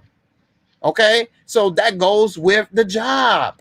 You can't say and have one side of it and then say the other side is no good. That's the same side of the coin. You're trying to make it. I'm just saying, it seems to me that you're saying Stephen A. or Jordan or people on the court talk trash to him and ruined his confidence at whatever age, and that's what ruined him. Well, he shouldn't have went into the NBA if he wasn't ready for that. He should have went to college. Jay, don't say it seems like. Jay, don't say it seems like. I said, I never said the other side didn't matter. I said some of the responsibility falls on him. But you saying, oh, Stephen A., MJ, Kobe, none of this matters. He should have got over it. You just saying what you're saying. You're telling me the same thing I'm doing. You're saying that the other side doesn't matter. You say no, I'm saying it doesn't matter. You're right, because let me ask you this. How can you tell me that? How can you tell me Does Stephen A. or Jordan or Kobe prevent him from practicing, learning how to shoot? Does Stephen A. or Jordan or Kobe or anybody else prevent him from getting in the weight room and working on his game? What you mean? Big men weren't like that. Wasn't the game for big men back then, shooting. And okay, like do that prevent him from doing anything to work on his game? No. But okay, then. So how does it matter then? The only thing that matters is when he's playing up against Patrick Ewing or David Robinson and they shut him down. You're being a hypocrite right now, because you just said but you just said that people don't want to say it's two sides of the coin, but you're telling me that what I'm saying doesn't really affect anything at all. So how can you say that if you're saying that what I'm saying doesn't really matter? No, I'm not saying it like your comments don't matter. I'm saying as Kwame Brown, it doesn't matter, because just like when people comment or say whatever about me, are you all stopping me from making videos? Are you all stopping me from saying what I want to say? Like, who stopped Kwame Brown from working on his game? Who stopped Kwame Brown from trying to be the best he could be? 12 years though. But he was not 4 years. He played 12 years. I already showed you. Jason Collins played 12 years. What's that mean? That doesn't mean nothing. The amount of years you play doesn't mean nothing. If he didn't work on his game, he wouldn't be signed. Okay, not necessarily, because as a big man, you get signed more often than a smaller player, because you're a big man. You got 5 fouls, 6 fouls to give. You a big body in the paint. Dwight Howard could play another 5-6 years coming off the bench just because he's big. He don't have to be Dwight Howard, the all-star, no more. JaVale McGee has been in the NBA for 12, 13 years. I mean, what does that mean? I'm just saying that's not the good argument to stand on. People are saying because he's the number one overall pick, that means something. That means something. First of all, not about, well, he played 12 years. People as the second round, last pick in the draft can play 12 years. That doesn't mean nothing. We're not talking about a success as a human being. I'm not talking about a success as a human being or a success as an NBA player. We're talking about a bust, a number one draft pick bust. It does mean something, though. It does mean something, because you're using his number one argument pick as an indictment. No, you're switching up. You keep switching it. No, I said this conversation with Kwame Brown is about being the number one overall draft pick bust, not about a successful NBA player. That means something, right? But you're saying that means something, though, right? Because he's number one, right? But there's plenty of people that have played 12 years that were not the number one overall draft pick. But you're using the number one draft pick as an indictment towards him. Huh? But using the number one draft pick, using his number one draft pick status as an indictment towards him. That's what I'm saying. So it does mean something. You can't say it doesn't. But that does mean as an indictment towards him. So that's like saying, if I hire you to be the CEO of my company and you run it into the ground, you gonna compare yourself to the guy that works on the line, that loads the boxes. Depends. Well, Do you I hire me mean, as I a came to manager work though? every day like him. You ain't the CEO. But did you? But did you Your hire me at 19 years responsibilities are old? different. Your expectations are different. You see what I'm Why saying? did you Your hire me at 19 years expectations are old? different, huh? There you go back to his age. Did What's you that hire got? me If at he 19 wasn't, years old though? but if he wasn't ready, he shouldn't have went into the draft. LeBron James was 18 years old when he came. What's that happen? You know what I'm saying? You keep going back Jay, to age. You Jay, like to use excuses. You want to say Jay, his age is a reason, or because people said this or that, or he was a success because he played 12 years. I'm not saying he wasn't a success as a person, I'm a not saying human being, Jay. I'm not or saying a he's a success success. for playing I say 12 he years in wasn't the a NBA. bust. Listen, I'm not saying he's a success. I say he wasn't a bust. Yeah, He was he was a servable player. He played his role. He was not Anyways, drafted as a role I'm player, bro. He was drafted as a star. So let me ask you: when you draft a number one player overall, you're drafting a role player or a star? If you're drafting number one, and if I want to keep that player for my team, not It don't trade matter if you him. want to keep Yes, him or I was not. trying to. It does matter, Jay. If you draft the number one, I can that pull means up you the want list to right build here. with We can players. see how many of them been traded. I'll pull it up. We can see how many of them stayed with the original teams. Jay, I want you to get on to your next topic. I don't want to talk basketball talk all day. Yeah, man. I got my basketball sports channel. You gonna make me set that up for real. I already got it set up. I just don't never do no content. Set it up. Set it up so yeah, we can talk about this all day. Yeah, because I could, I know man. people Because want to talk about the I could shy. go. I know people want to talk about the shy and whatever else you got coming up today. So I'm gonna head out. But just finish this point right here. All right. I'll just say this last thing. Wiggins got traded. Markelle Fultz got traded. Who else? Anthony Davis just got traded, but he was there for a while. Kyrie Irving no longer with the team. John Wall no longer with the team. Blake Griffin. Derrick Rose got traded. Bargnani got traded. Bogut got traded. Dwight Howard.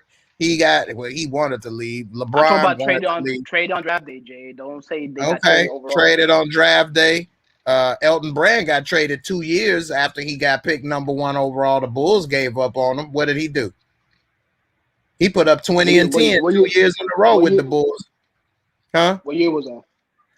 That was in 2000. What? Yeah, the Bulls year won 2000. Look, he played 2 years with the Bulls, 2000, 2001. He put up 20 points both years and 10 rebounds. Both years, 20 and 10. What more could you want for a rookie coming out? He was rookie of the year. The Bulls traded him to the Clippers. He made all-star the very next year. Like, okay, you want to give up on me? I'll show you. He made all-star. He put up 18 and 11, 18 and 11, 20 and 11, 20 and 10, 20, 24, 20, 17, 13. So he played a whole long, productive career afterwards. Like, you can't allow other people to control your destiny and what you do. That's just like, and I don't like to say that's what you're saying, but that's like how people try to say, well, the man kept me down. The man can keep you down if it's like preventing you from buying a home in a certain neighborhood, but he can't keep you from going to school or doing your grades or working on you. It was everybody. I don't see that. Stephen A. don't play basketball. I'm gonna head out. All right, man. I'm gonna head out, Jay. I'm gonna let you continue your show, man. Because I still have more points, but I want you to continue your show, man. You got more points than he had in his career. I'm gonna give you that. You didn't put up more points than he has. I ain't gonna say they. You put up more points than he has in his whole career. I'll tell you that. He need to hire you. This is publicist. All right, Jay. Keep going. I'm gonna be in the chat. All right, bro. Man, I appreciate it, Mike. Hey, I'm sorry about y'all, man, talking so long about this dude, Kwame Brown. But hey, man, I'll say this one last thing. It's about expectations. If you're the number one, this means something. This means something. If you're the number one overall pick, you're supposed to be a surefire player. You the number one. It's like, you know, you're one everybody wanted or believed that you would be able to do something. You're number one. That means something. Okay, you can't compare the number one overall pick career to a journeyman's career or, you know, Joe Blow. So I think that's the problem people keep overshadowing, is that you're not addressing that he was number one, never lived up to expectations. And at the end of the day, people need to take personal responsibility for what you do. I can blame other people for what I have to do or don't have. But at the end of the day, how much work did I put into it? How many of those people was stopping me from working on my computer, close my computer, or stop me from going somewhere? It don't matter what they say. How many of them was actually stopping me from doing what I wanted to do? You know, it don't matter if Jordan said this or Stephen A or whatever. They wasn't knocking the ball out his hand. They wasn't telling him not to go and hit the gym and work on his game. You know, so I think that's what that is all about in my personal experience. And especially in the game of basketball, people talk trash all the time. You can't tell me that he made it to be a number one pick overall and nobody never talked trash to him before. Really? And if he felt that he wasn't ready, people say it's not his fault that he was picked number one. I mean, you know what the NBA is about. You made it to live on this earth for 19 years and you about to go into a job field and you don't know what it's about. That's like me saying I'm about to go to work at UPS, but I don't know that it's about moving boxes. I didn't know that this was a demanding job. I mean, what you thought it was? Baking cakes? Well, I mean, I don't get it. What, because you are supposed to be, you know, the number one pick, people got high expectations of you? That's their fault? So anyway, I don't know. Getting traded is part of the business, and so is talking trash and being the grown. So I don't know, man. Anyway, moving on. I wasn't expecting to talk about Kwame Brown, that bum. No, I'm just joking. I ain't gonna call nobody made $60 billion a bum. But nah, you ain't missed no reviews. I'm about to go ahead and get onto the shot. Exactly. So, have you all seen The Chi season 4, episode 1? Let's talk about that. We didn't talk enough about basketball. He got me wanting to start my basketball and sports channel, start putting more content on it. Because, yeah, I'll talk about sports for a long time.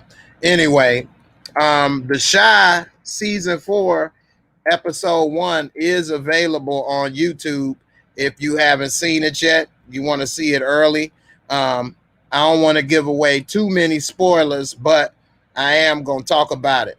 So if you all see right here, it's showing that the full episode is available. It's actually pretty good. You can see it's interesting. It showed like a flashback or whatever. And so when they first start off, it's a flashback and it shows something like Kev and he walk in on Jake kissing Gemma, which I told y'all in a prediction. I think that, you know, Jake gonna end up trying to have something going on with his girl. I knew that was gonna end up happening because it's some stuff in this show that is actually very realistic. So growing up, something similar happened to me in the sense that it was this one girl that I was dating that I liked a lot. And she didn't necessarily cheat on me with my friend, but I did care about her a lot. And she broke up with me and said, because I was too nice. Yep. She said I was too nice. And so, you know, that let me know at the time girls don't like a guy to treat them nice and different things. And it actually made me, you know, not be as nice for a long time. And so I think that that's what Kev was going through, because he up here talking about how much he love her and this and that and kissing her booty. And Jake ain't doing all of that. And I think she gonna start liking Jake more because he not so easily manipulated and so nice all the time. I'm not gonna say I was easily manipulated, but I did like her a lot, and I did, try to do things for her and treat her a certain way, and she ended up throwing it back in my face, saying I'm too nice, and she didn't want to be with me. She wanted to be with the so-called bad boys, the boys that treated the women bad necessarily. So I was like, damn, I guess it's time for me to learn my lesson. Come here, girl. You love me now? I'm just joking. But that did happen. So anyway, you got to check it out.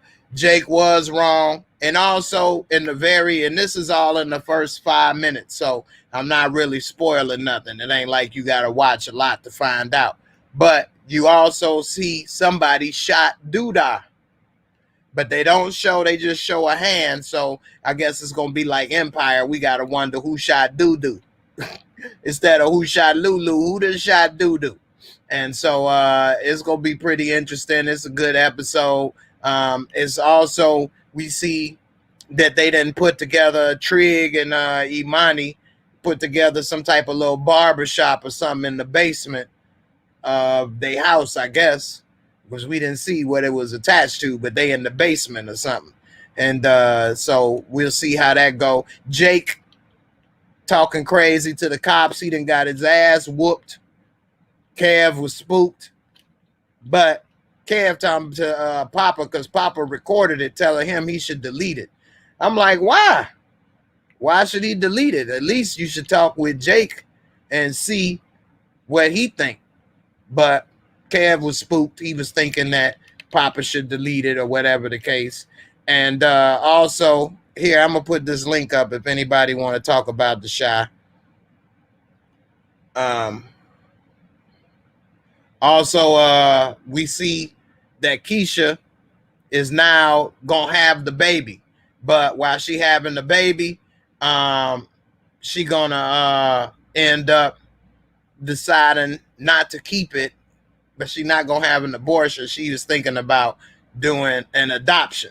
So I think that's kind of smart in a way. If you can't deal with it yourself because of what happened, at least you didn't take a life. At least that child does have a chance to grow up and do something with themselves. So we'll see how that turns out.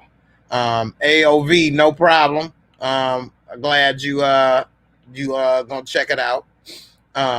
Spill the tea. Girls like bad boys. Jake gonna take charge, and Gemma likes that. I agree. When you're young and you really like a girl for the first time, sometimes you think trying to cater to her and do this and that is a way to make her happy and show that you care. But when the girl is young, she don't like that and appreciate it, and then look at it as you too nice, or I can run over you. And so they do other stuff. And then the next thing you know, they get older and then they want to find you again because they done been through a bunch of bad boys and realize, damn, I had a good one and I done messed it up. So, it's too late then, though.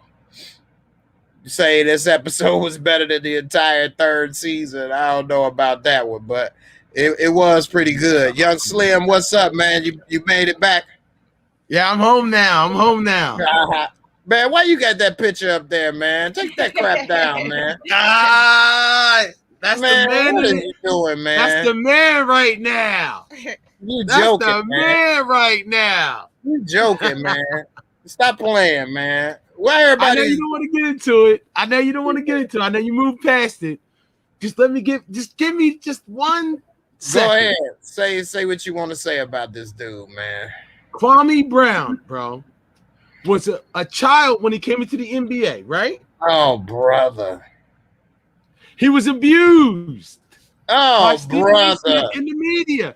Bro, he was. He didn't get the same. What Kwame's saying is like, oh, I was like, you saying first round pick, anybody in the first round, you're going to get criticize, but they went overboard with him. Not just because he was number one, because they went overboard with it. Oh, Kwame Brown is a scrub. He's a scrub. He's a bona fide scrub. He can't play. He can't shoot. He can't guard. He can't do nothing. That's Stephen A. Smith. You're talking about a child that just got out of high school the year before. Come on, man. Where's the censor and crossing the line between criticizing my game and criticizing me personally? Right? I just don't see how you don't see it. Because you said you made a big old fat excuse for Adam Morrison. Adam Morrison was a bust, but nowhere he only played 3 years.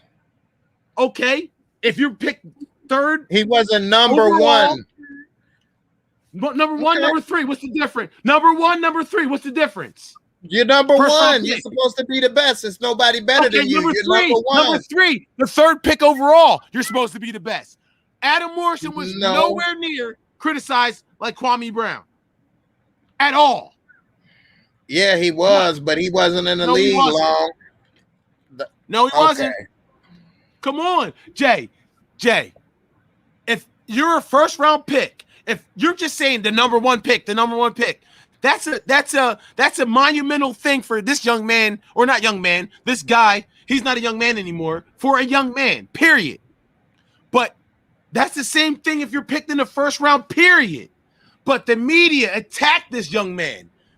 And what I'm getting from the TV off. What I'm getting from what he's saying, he can't turn his TV off. What I'm getting from what he's saying, every time, let me ask you this: every time you see sports players, period, asked about what the media say, what do they normally say? I don't pay attention to the media. I don't watch that stuff. But he watch it all, right? But his listen, regardless if he watches it or not, but what they're doing is you're lowering his brand. You're bashing this young man. You're criticizing his character. Jalen Rose went on going against Steve A. Smith and Skip Bayless of defending Kwame Brown and Tiago Splitter and different guys. Tiago Splitter. Yeah, Tiago Splitter. He was a bum. I'm just saying.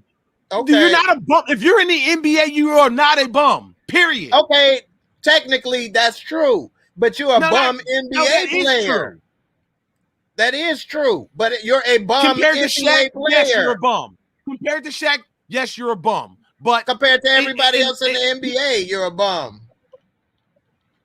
He was not a bum compared to everybody else in the Tiago Splitter. Okay. I'm talking about Kwame. I'm talking about Kwame too, but anyway, go ahead. All I'm saying is they have to stop with the bashing of these young men. Oh, brother. I'm serious, man. I don't believe in cancel culture. I don't believe in that soft life. I believe in positive motivation through negative reinforcement.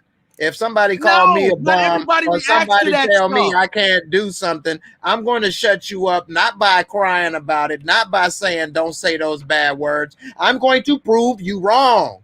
That's how I'm going to shut you up. I'm going to start balling. I'm going to start producing. I'm going to start showing you that you are wrong. I'm going to show you better than I can tell you. Because me crying about it or telling you doesn't change your mind. The only thing that will change your mind is by me showing you. Okay. You know how many things people have told me in my life, and I can't go and cry about it. Now you're a crybaby. Do you agree that going to the right system matters? And it matters. How many systems was he in, bro? How many systems was he in? He was just never that player. He was never that dominant player, but does not mean that he was a bust, bro. He wasn't a bust. You don't play 12 years at the highest level. Oh my goodness. At the highest level. You don't play 12 years at the highest level and you're a bust. You don't. 12 years a slave. Hey man. I don't care about the 12 years. How many years did Gale Sayers play? He was known as a beast, 7, right? 8? No. What did he play? 6. Gale Sayers played what? like 6 or 7. So it's not about the years you played; it's about the quality you put in. Okay, Brandon now put Roy this in. didn't play for 12 years, but he got the respect of being the GOAT, a baller. Okay, if Gale Sayers played today, Gale Sayers would not be in the Hall of Fame with them numbers. But he would have the respect of being a baller, though. It's just because the Hall of Fame is more difficult to get into. Besides all that, I'm just saying, it's not about the years you played. It's the quality of the years you played. And being number one means something.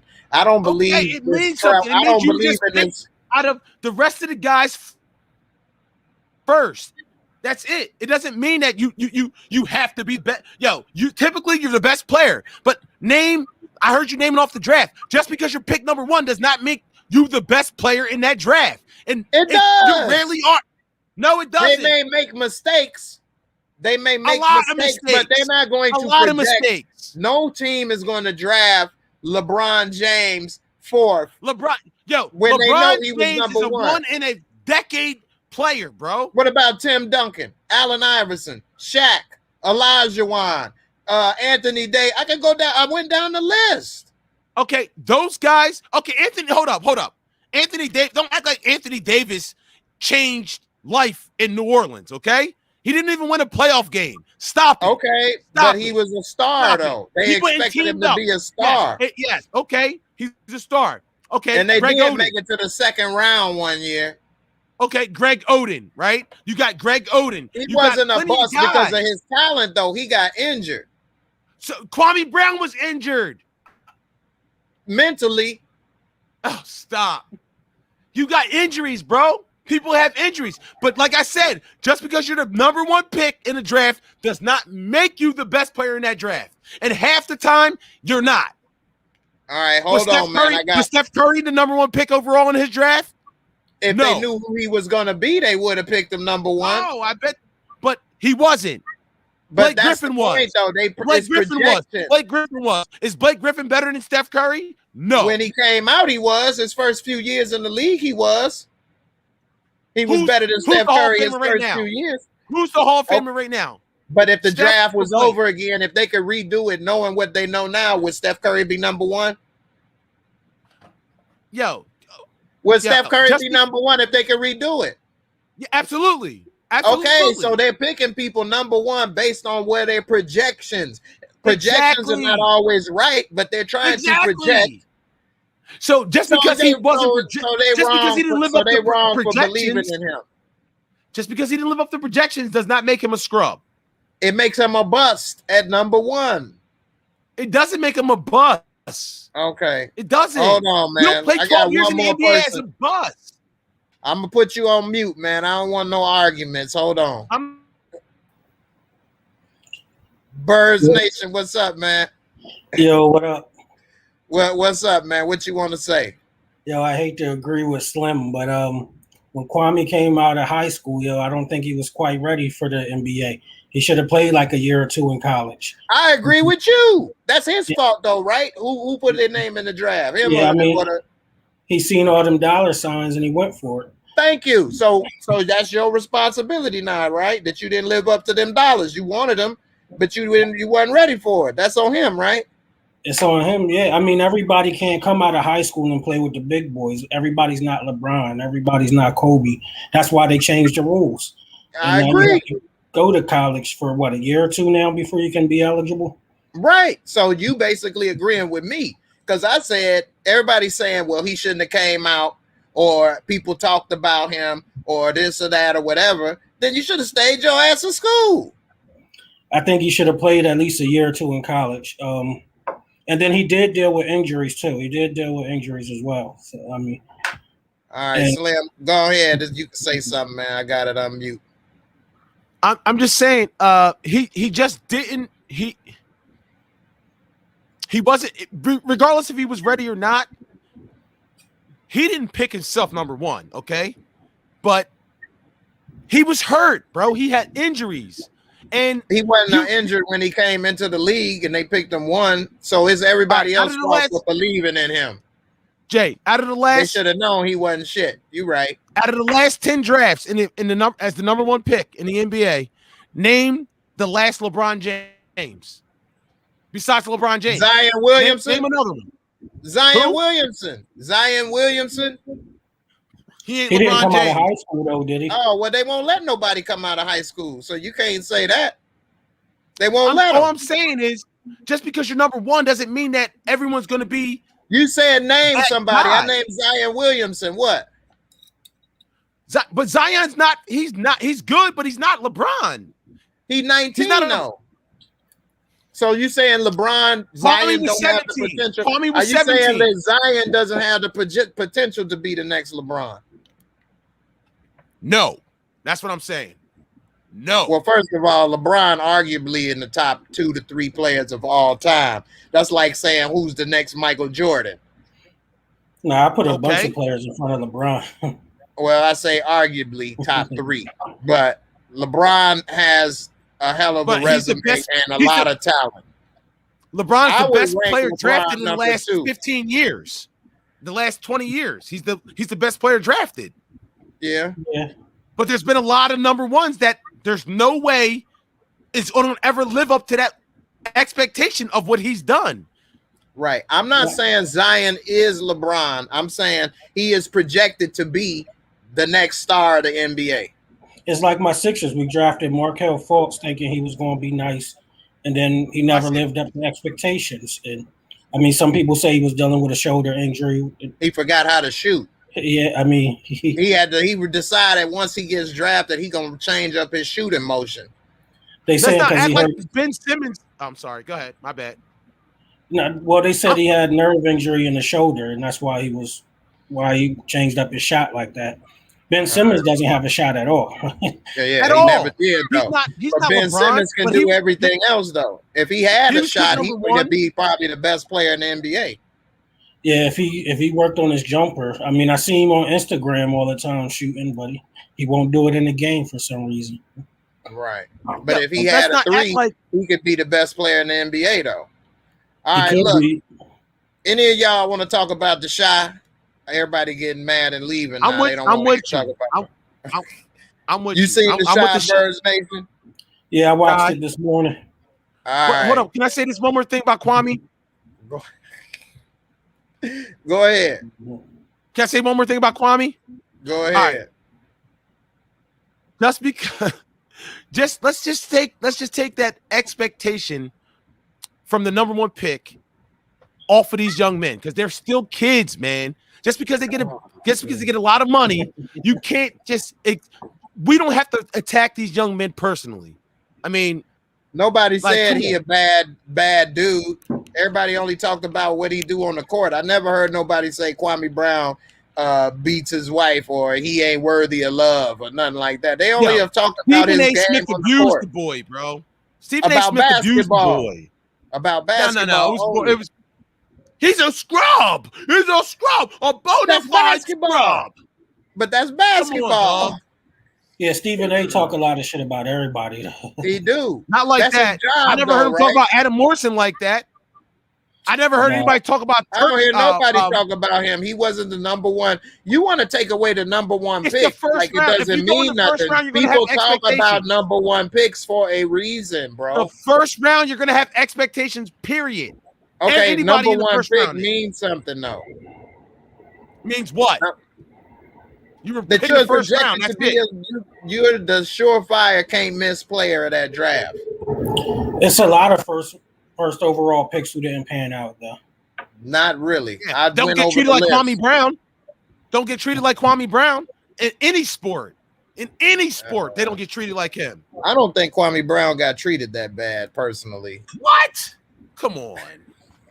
Not to say I think he got treated great, but I don't think he got treated so bad it destroyed his life or they went overboard and did this or that. And he was treated worse than any first-round pick bust that I've seen ever.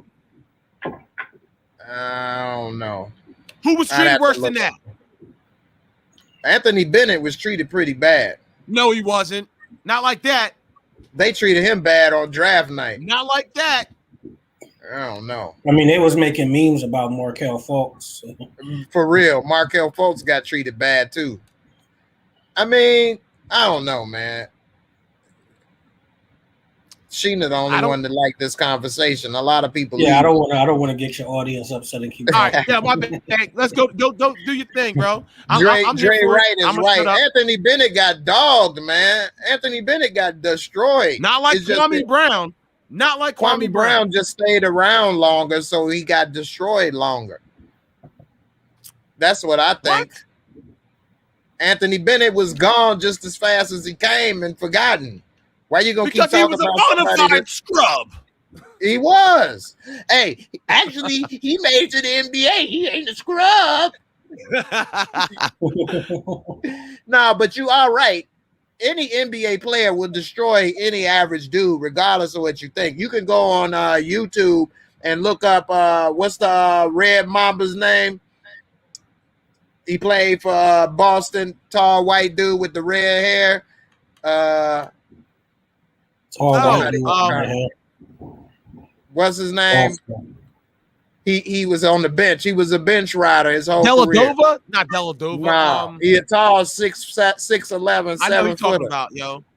I know who you're talking about. I'm not sure who you're talking about. He got I know who you're talking series on YouTube where he plays average people and he destroying them. Sometimes he playing 2 or 3 people at a time. This dude averaged like 1-2 points a game for his career.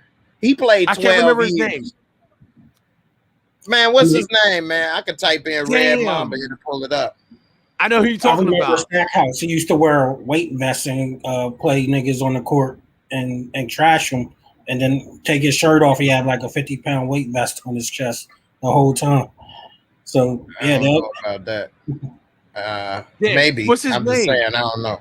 I'm about to tell you his name, and you all could go on YouTube and look. I've watched the videos. It's actually entertaining. Let's see, Red Mamba. It's not Matt Bonner. Damn, Red. Let me see what come up with Red. Red, because that was his nickname. Not Delonte West. Red. Y'all watching, whoever's still watching that know about basketball, who's the big white dude that I'm talking? Brian Scalabrine. Dre Wright. That's Scalabrine. Scalabrine. Hey, yeah. Who will destroy you? Okay, he will destroy you. Like, and he was NBA a bum. Players are not bums. They're bums to other NBA players. Hey, but they're not a bum on the court to a regular dude or college dude. Scalabrine, that's him. I mean, I got season tickets to the Blue Coats, and even they nice. The G League players are nice. So they'll destroy you. And Scalabrine was destroying them. And Brian Scalabrine, he's 43 years old, and he was in his 40s playing these dudes. So this ain't even in his prime. He was already retired in his 40s, and it's on YouTube. He playing people 20-something, destroying them. This dude averaged 3 points a game for his career. So what should that tell you, bro? What should that tell you? That anybody can play 12 years. No, I'm joking. It's the highest level. Hey, and I didn't say you were bum. I agreed with you, and I said if you made it to the NBA, you're not a bum. You're a bum because, and I don't like to call them a bum, but you're a bust. I say a bust because you didn't live up to expectations as the #1 overall pick. See, calling people a bum is also basketball trash talk. How many, if we all play ball, how many people be calling people a bum or you ain't gonna hit that or you broke or this or that? What, you gonna stop playing? Hey, man, you call me a bum. I quit. I'm walking off the court, man. Being called a bum by your peers is different than being called a bum on ESPN by Stephen A. Smith. That's different. Man, on the court, that's Stephen trash A. talk. Smith, man. On TV, that's feeding a narrative. That's feeding a narrative. You may be right, but I would shut him up not by complaining about it, like JaVale McGee used to get dogged, and then he had his mama complain about it to Shaq. That was weak. He should have just played better. Stop doing stupid stuff. Shaq the fool. Stop being on Shaq the fool. You know what I mean? Like, grow up. All right. They can't talk about you if you don't do nothing. I used to hate Patrick Ewing. I used to always call him a bum. This whole career. Right. So I don't know. You say it wouldn't be bad for Kwame Brown if it wasn't talking like he helped the Lakers do anything. The only thing he helped the Lakers do is get traded for Pau Gasol. But that's what he helped the Lakers do. Pau Gasol was a bum before he got there. You crazy? Pau Gasol was averaging 18 and Why 10 almost. Traded then? If Kwame was such because a bum, he was about why to did leave. They trade him for that? Because he was going to leave in free agency. And part of the trade that people don't realize is that Marc Gasol was on the Lakers then, but he didn't get to play yet. And they traded Kwame Brown and Marc Gasol to the Grizzlies for Pau Gasol. And that's how Marc Gasol was with the Grizzlies. So that was a good trade for both ends. But Pau Gasol was soft and considered a bust up to that point. He wasn't considered a bust. He was considered soft on D, and Kobe Bryant got in his ass, and he toughened up. That's what you do. You don't do like Dwight Howard. Kobe keep talking about me. I want to trade. I'm not going to stay here. Is Dwight Howard a bust? He is not a bust. He never led a team to the championship. Is he a bust? He never led a team to a championship. No, he didn't, but he led Orlando to the finals. Is that good enough? He led Orlando to the finals. Dwight Howard was known as Defensive Player of the Year 4 or 5 times. He led the league in rebounding how many times? 5 or 6 times. Blocks. But was he Shaq? That makes him a bust, right? That's like saying was Kobe Jordan. He was close, but he wasn't Jordan. So is he a bust? Dwight Howard was not close to Shaq. No, he wasn't. Dwight Howard was a good player, a very good player. He wasn't close to Shaq. He was a very good. Dwight Howard is a Hall of Fame. He was the number 1 pick overall. He didn't do what Shaq did. But Dwight Howard's a Hall of Fame player, though. Dwight Howard is not a Hall of Famer. Yes, he is. No, he's not. He got a ring, right? He got a ring with the Lakers, didn't he?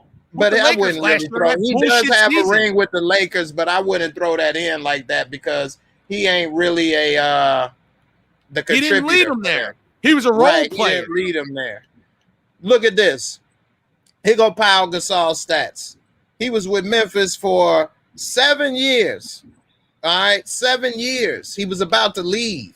So he put up 17 and 9, 19 and 9, 17 and 7, 17 and 7. His last year, he was last 2 years, 20 and 9, 20 and 10. That's soft. That's a bust. He got to the Lakers. He actually scored less. He never scored 20 points again, except for when he was with the Grizzlies. That was the book on him. That was the book on him. The book on him was he was about to leave in free agency, and he was a hell of a player that could help Kobe because Kobe needed a big man. And Pau Gasol was finesse. You see what I'm saying? And Kobe toughened him up on D. He went from 18 and 9. He never averaged 10 rebounds a game until Kobe got in his ass after that first year. Then he went from 18 and 11, 18 and 10, 17 and 10. He averaged 10 rebounds a game 3 times with the Lakers. What about Anthony Bynum? Was he a bust? Andrew Bynum. Andrew Bynum was not the number 1 overall pick, but he was injured. Andrew Bynum would have been a star when he went to Philly if he wasn't injured.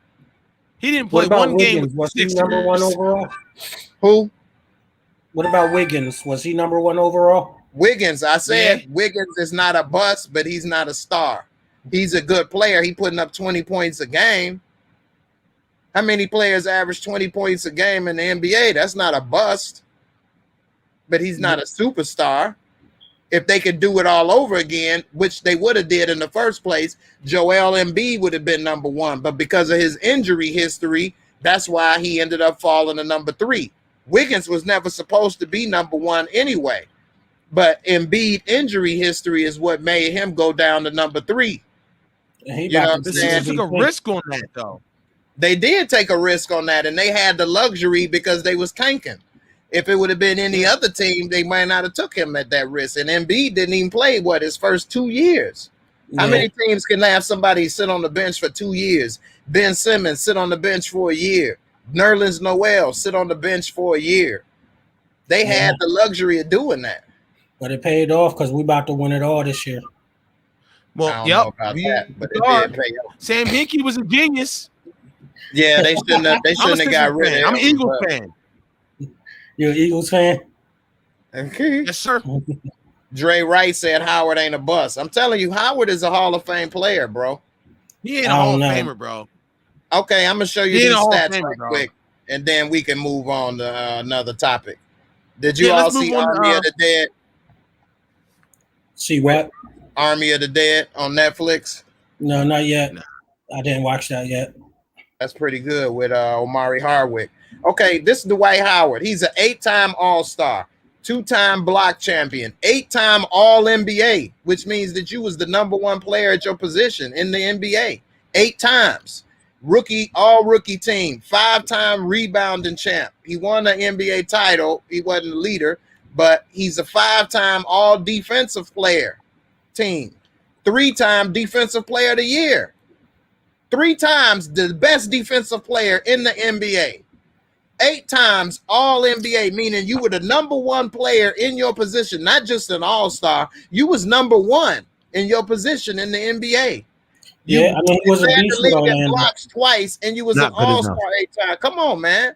This dude put up a double-double every single year of his career until he went to Washington when he was 33. He came in the league 12-10, 15-12, 17-12, 20-14, 20-14, 18-14, 22-14. He's a Hall of Famer. Thank you. I know my basketball. He's a Hall of Famer.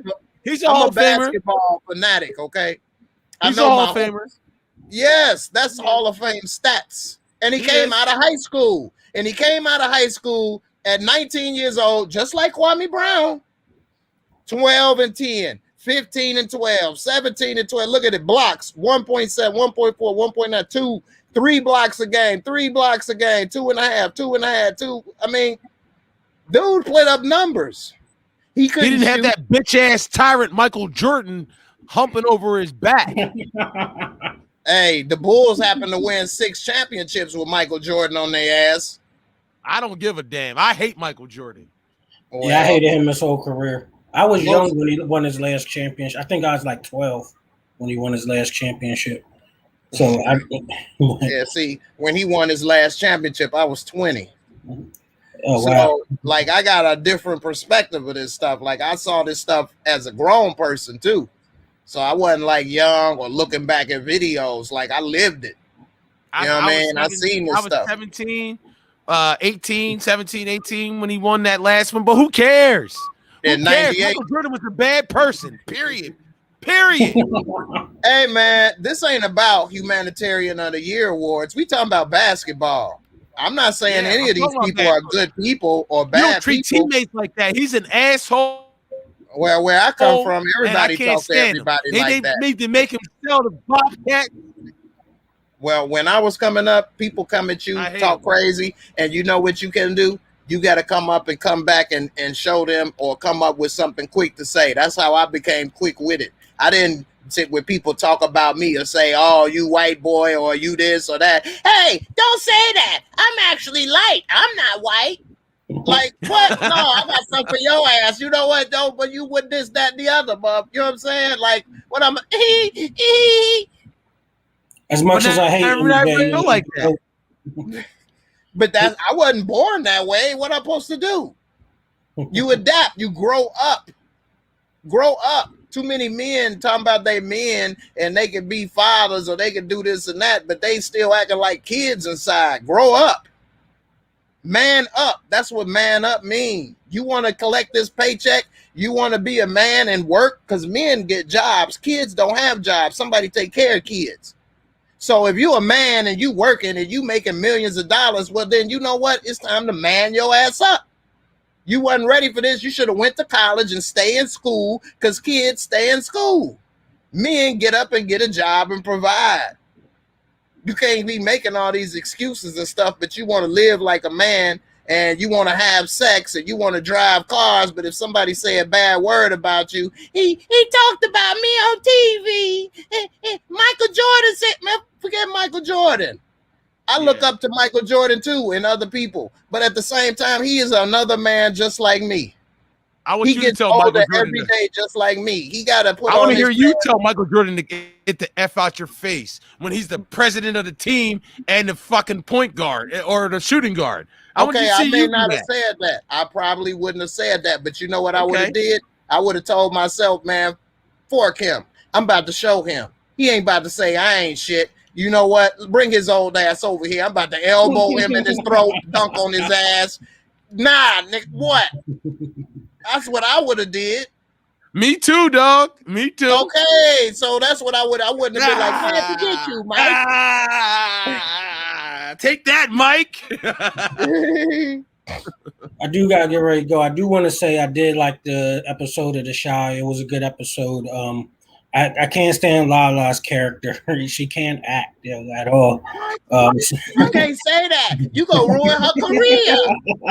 You think so she's bad not about even the her. baddest joint on there, yo. What's his name? Baby mom better than her. I don't know about all that. Lala, boy. Nah. I don't know. It seemed like her booty is bigger on this show than it is on Instagram. Hell yeah. I thought she was getting better. I mean, I ain't complaining. I'm just saying, damn, that bug, boy. I see why Darnell in love. That's the surgery. It look fake, yo. I don't like it. It look fake. I'm not saying I'm like, a fool for a big butt and a smile, but damn, that big butt do make you smile, though. I ain't gonna lie. It's like, what the hell, damn girl. And But, do you guys think that she gotten better? She's better on this than she was on Power. I think she's working on her game. Who's to stop you from working on your game? She's better, yeah, but that's not saying much. Hey, Kwame Brown should have got better. Yeah, and Kevin's girl, as far as she goes, she's for the street show. You gotta get over that, yeah. But because she already got the nice stuff and this and that, so she want a taste of the other life, and Kevin ain't bringing that for her. She thought she had a little bit of that with Kevin at first, but now she's seeing that he all nice and soft, so she gonna go for Jake. Because, she got all that nice stuff, so she wanted to have a little taste of the wildlife because, they think the bad boy is more fun. What's that girl's name? Gemma. What's up with Gemma's dad watching Kevin sneak out of her room and not saying shit? What was that? But see, that's some real Chicago stuff. So I actually pulled something similar to that on my son. So a lot of times in Chicago, we might not say nothing, but we like building the case on your ass. And so, like, my son tried to pull some sneaky stuff, and he thought because I wasn't saying nothing that he was getting away with it. But then I just busted him, and I had to say, hey, look, you thought I didn't know? Here it is right here on camera, that this, that, and the other. Also, because it has something to do with the mail, I said everything that comes to my house, envelopes or whatever, is they scan it in the mail. I could go to the USPS and it will show every piece of paper that come here. Here it is right here. So you trying to show me this, that. This ain't what this is. You think I'm stupid. I just been waiting for you to make that mistake. Keep on thinking you was doing this and that. Now what you got to say for yourself? You ain't had shit to say. You see what I'm saying? So sometimes people think they getting away with stuff in life because nobody said nothing yet. But it ain't that you got away. It's just that it ain't the opportunity yet to present itself to put you in this corner where it ain't nothing for you to say. Ain't no more lying. You busted. You caught red-handed, as they would say. You see what I'm saying? So that's the type of stuff that happened to me before, and that's the same stuff I do. Your daughter knocking boots. Yeah, I would have went off. But here's the thing, though. And this is from my personal experience. But this is the thing from personal experience. If he would have went too hard on him, that could have pushed her into his arms more. He can't stop her from going to school. She already sneaking him in. She could start sneaking over to his place. What can you do? So he was already in her bed. He watched him get dressed. But if he come down on her, that's true. But if he come down on her too hard or on Kev, that don't mean that they can stop it because he still got to go to work and do certain things.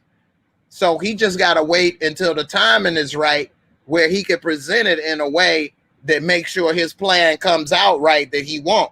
Because if he come and start yelling and screaming or doing this or that, they still got to go to school together. You know what I'm unless saying? she sends her to boarding school or something. Then you won't see your daughter. Yo, I still don't like the fact that young girl kept a rape baby, yo. That's a hard pill to swallow. Yeah, I that's just a think tough that's decision. crazy. That's a tough decision. That's a real That's tough crazy. decision. But she's going to give it up for adoption.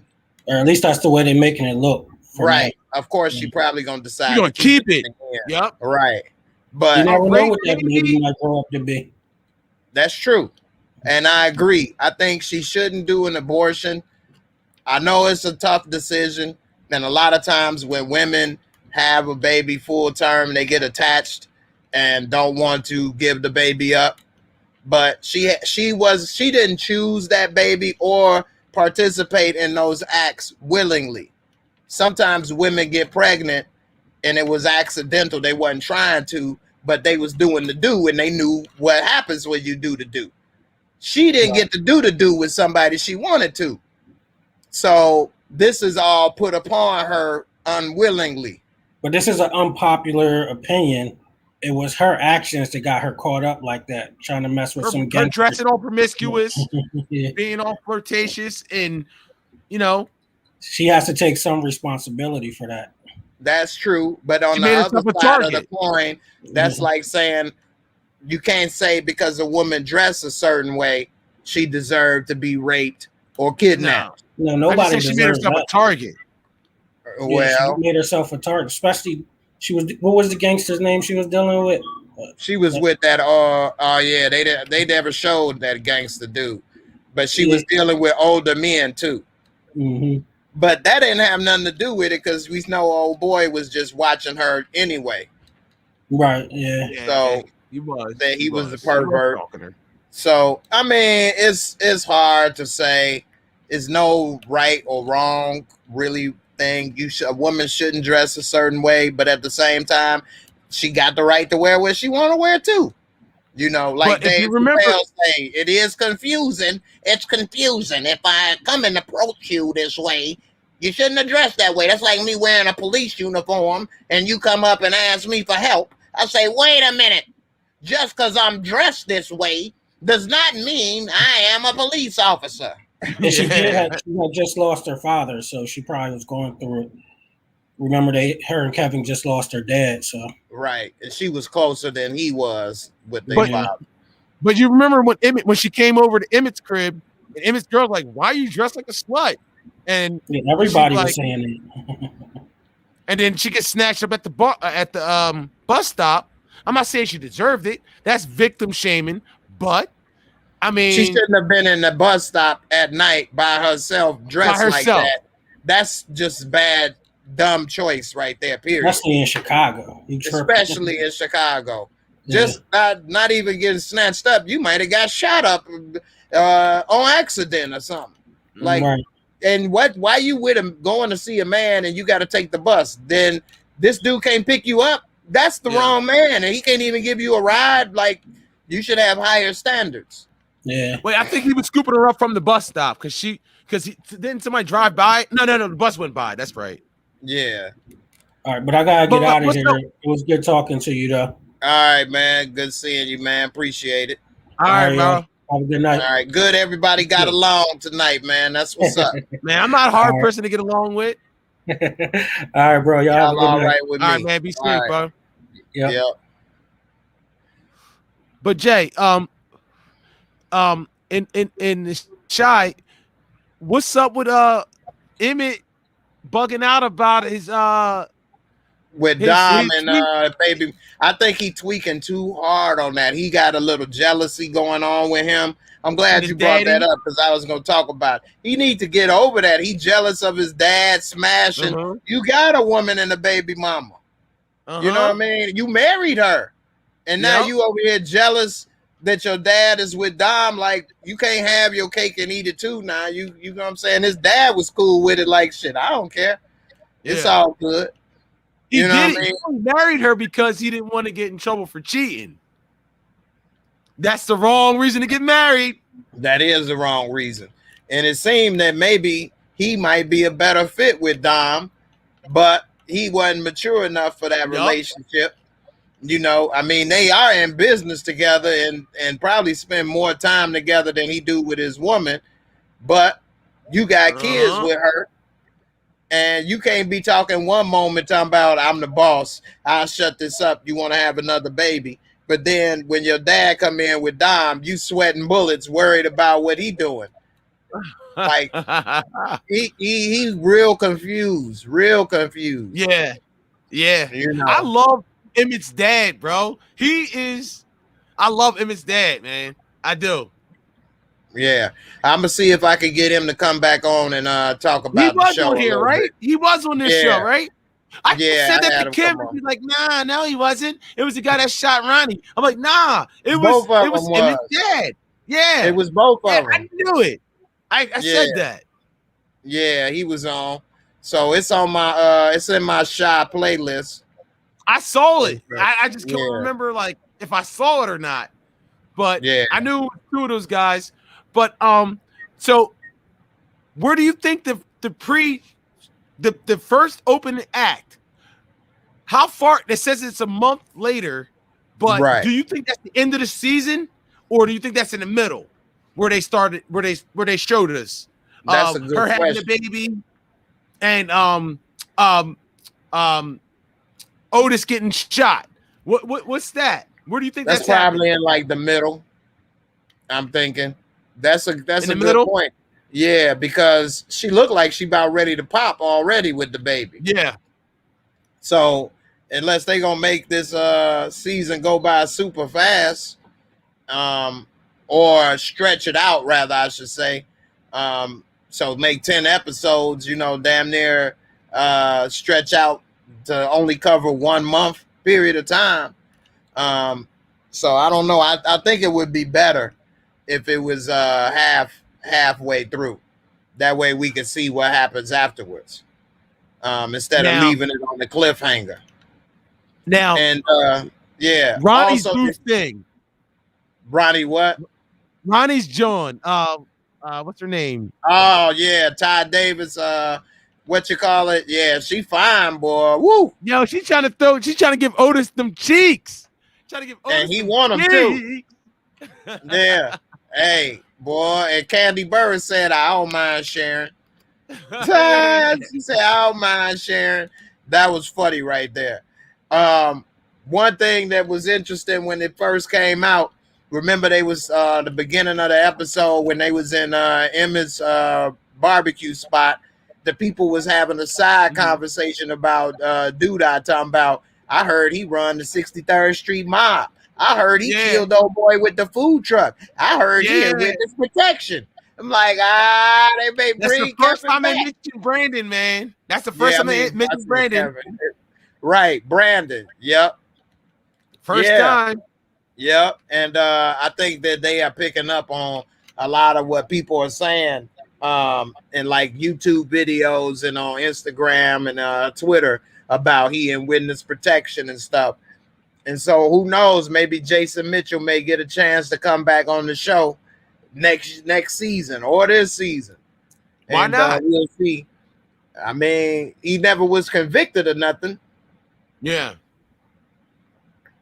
Give him a shot. Yeah, he was never charged with anything. He made the show better. Yeah, it would be good to see him kind of come back. It was good though to see the boys growing up. But we see Papa in there ordering up all the food to eat. Talking about some, I gotta feed Maisha. But I said this. That's what I was gonna ask you. Who do you think shoots Otis Perry? That's a good one. So at first I was thinking it was probably Jake or Trigg, because Trigg was acting like a crybaby in the damn hospital, man. Man, you better do something about this. I don't want you here, man. Like it was his fault. Like he say, I can't control the police. You the mayor. Like he's gonna go around in every squad car and control the crooked ass Chicago PD. Yeah. You know.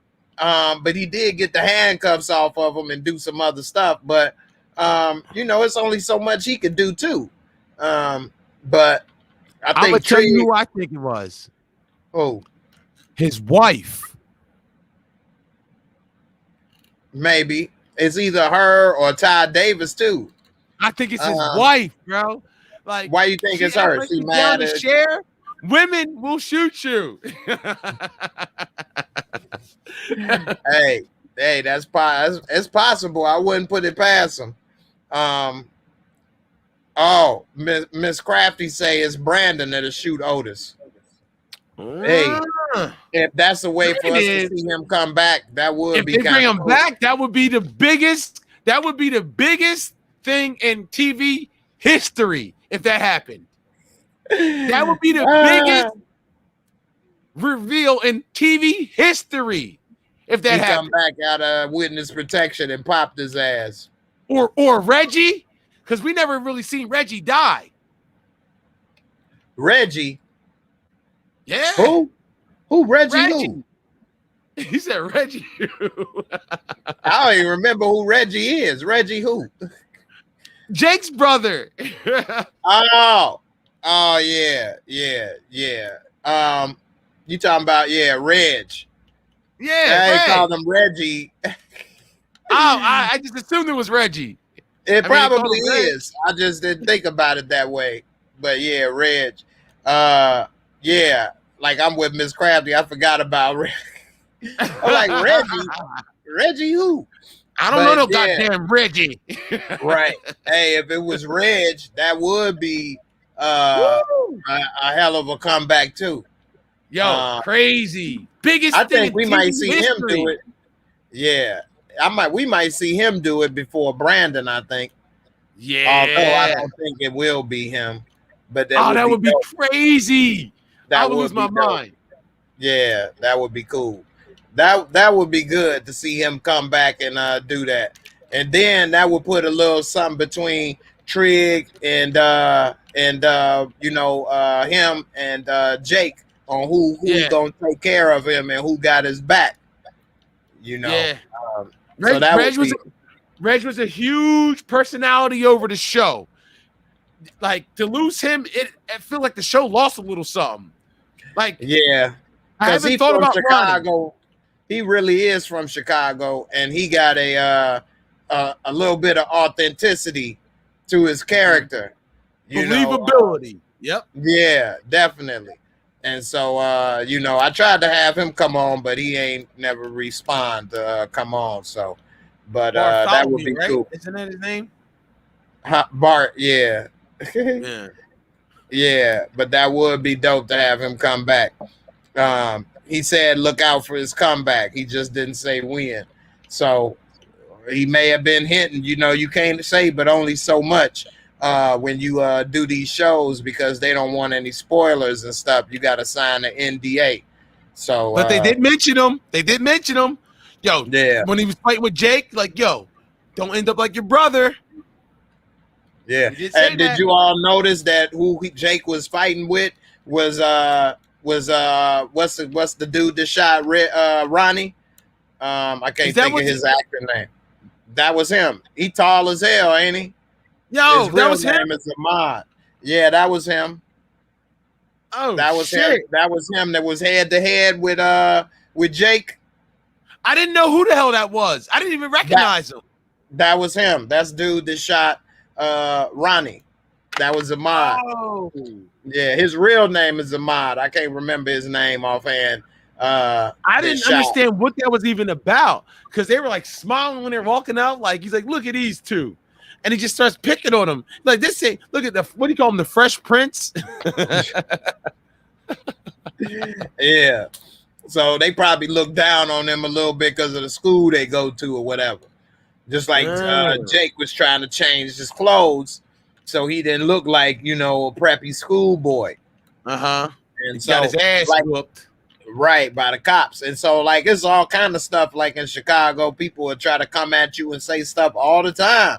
That's why maybe I got a different outlook on Kwame Brown and stuff. Because man, people got stuff to say all the time. What you gonna do?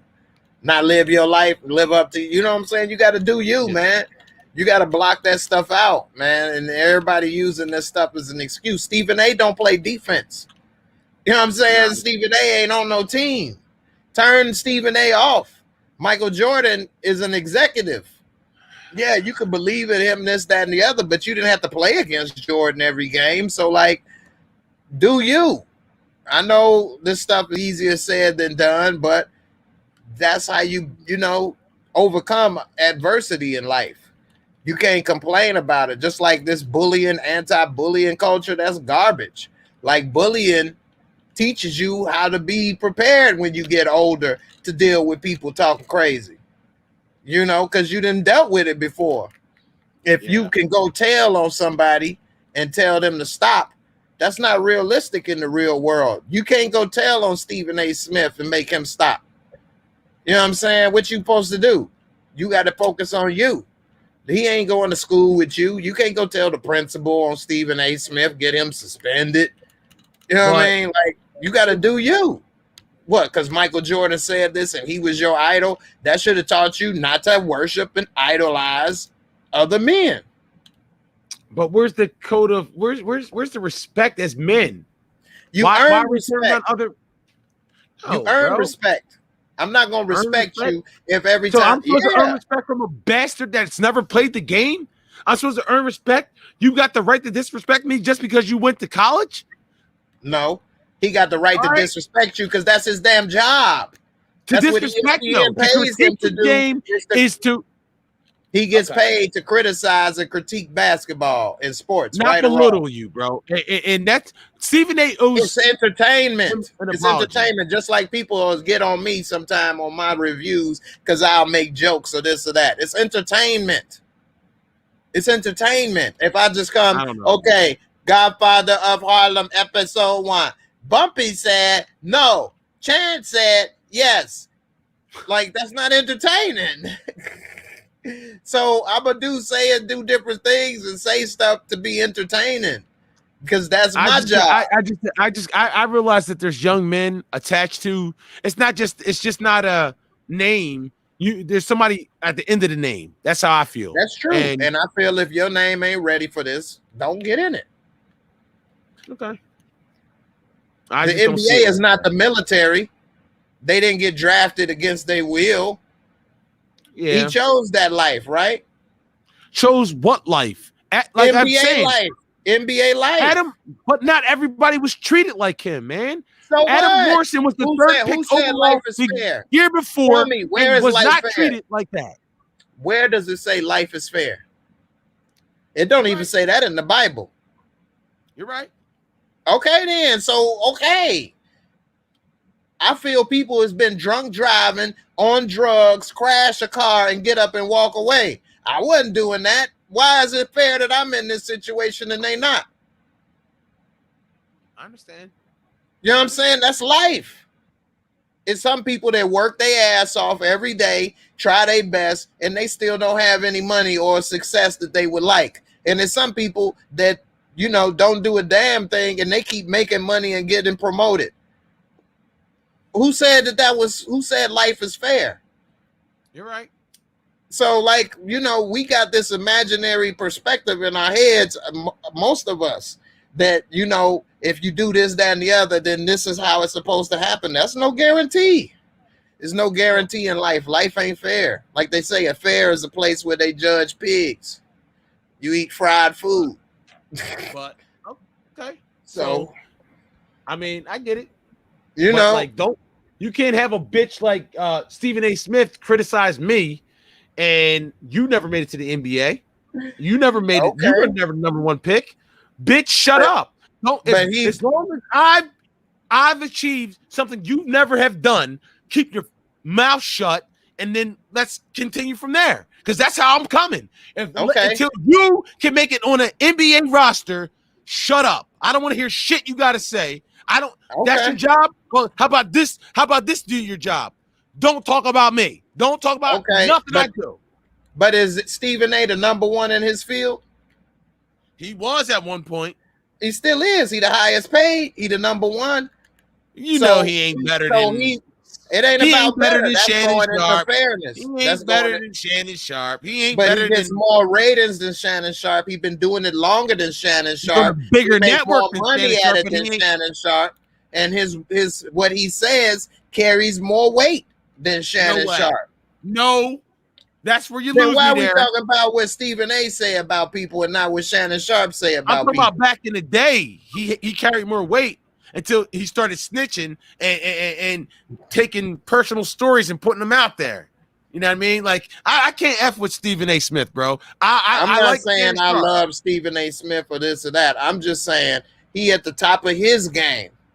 Okay, he at the top of his game, whatever it may be. He getting paid top dollar for what he do, and that's what he do. How many NBA players? Only one NBA player able to criticize basketball like Stephen A. Smith on any network. Jalen Rose. It's no other NBA player better than Stephen A. Smith. But he don't get as paid as much, and he ain't, you know what I'm saying, considered the top, analyst or whatever, like Stephen A., whatever you want to call it. I'm not saying he's not better or worse or whatever, because that's to each individual's taste. All I can go on is how much money they make and how long they've been doing it, and the fact that Jalen Rose is the only former NBA player on TV talking about basketball. So if Kwame Brown really had so much to say, why don't he get a job talking about Matt Barnes and Steven Jackson did? So now he mad at them because they talking about it now? You looking at the numbers that Kwame Brown's been getting? Crazy numbers. For crying. He ain't crying, dog. He crying about they talking about me. He crying about they talking about me. He's fighting back. He's fighting back. Kwame Brown ain't talking about nothing else but himself. Steven Jackson and Matt Barnes got a show talking about various topics, various different people. Kwame Brown got nothing to offer other than talk about himself. That's it. Once it's done and people tired of hearing about him crying about himself, what is he gonna talk about? Okay, but he could. If he could, why he ain't did it? He been out the NBA for 10 years. He could. What he waiting on? We'll see. We had 10 years to see. We had 10 years to see something. Maybe that's not what he wanted to do at the time. Maybe this is what he wants to do now. Because they talked about him. I'm with Kwame right now, bro. I'm full. That's I'm on fair. Team Kwame. My mama's cooking. I don't know if you've been watching it, though, but he's entertaining, dog. My mama's cooking. Yeah, Kwame keep talking that shit. Where is he saying this stuff at? On what channel? Where is he saying this? Oh, Kwame Brown's it's Kwame Brown Bust for Life. That's his YouTube page. That's where he be getting that shit off at. My mama's cooking. Yo, Kwame be talking that shit. Watch him, bro. You tell me you're not entertained. That's all I'm gonna say. Tell me you're not entertained. It's Kwame Brown Bust Life. That's what it is. Kwame Brown Bust Life. That's his YouTube page. Because he's a bust, bro. Because he was a bust. Watch him. He even put in his YouTube channel that he's a bust. Nobody argued that. What? That was what y'all was saying to me. Nobody argued that. Yes, nobody argued that. Oh, but I'm just saying the abuse of the young man was ridiculous. Man, y'all said he ain't a bust. He played 12 years. I don't think he's a bust. He played 12 years. 12 years a slave. I don't think he's a bust. He might think himself as a bust. I don't think he's a bust. He is a bust. Okay. Being a bust only means you did not live up to your expectations. Mm-hmm. Now, if you want to go into whether he was a successful NBA player, yeah, he was. He lasted 12 years. In America, I say yes. I would say yes too. Hey, you got $60 million earned in your career, even after taxes, with your agent taking 10% and taxes, Uncle Sam taking 40%. That's 50% of your money gone off top. You still got $30 million. Now, I hope he didn't blow it. That sounds like a success to me. I would say so too. So in America, in this country, I'll take that any day. Call me what you want. Hey, I agree. I wouldn't be complaining about that stuff. I wouldn't even give a damn. But that's me. I got $30 million. What the hell? Yeah. But who's to say he ain't down to his last 2 or 3? I know I seen him make last night. He had 16,000 people in his live, and he had to make at least $3,000 on super chat. But he's already famous. So, like, for example, if I was to compare myself to him, don't nobody know who the hell I am. You know what I mean? I don't have a name for myself. And so I won't have 3,000 people watch me. Now, maybe if my acting career start taking off, and then people, because, you know, people always like to jump on the bandwagon when you already doing well. You know what I'm saying? I was always here, dog. You remember I was always here when I see you in Young and the Restless and shit like that. Right. So then people be like, oh, yeah, I like him. He this and that. Oh, yeah. You know, people want to do that then. But, you know, I know when I wasn't really nobody know who I was, then 20, 30 people was a lot for me. But, you know, people know who he is and this and that. So everybody want to go run and see something that they already know. Nobody like to find that, you know, diamond in the rough. But it's all good.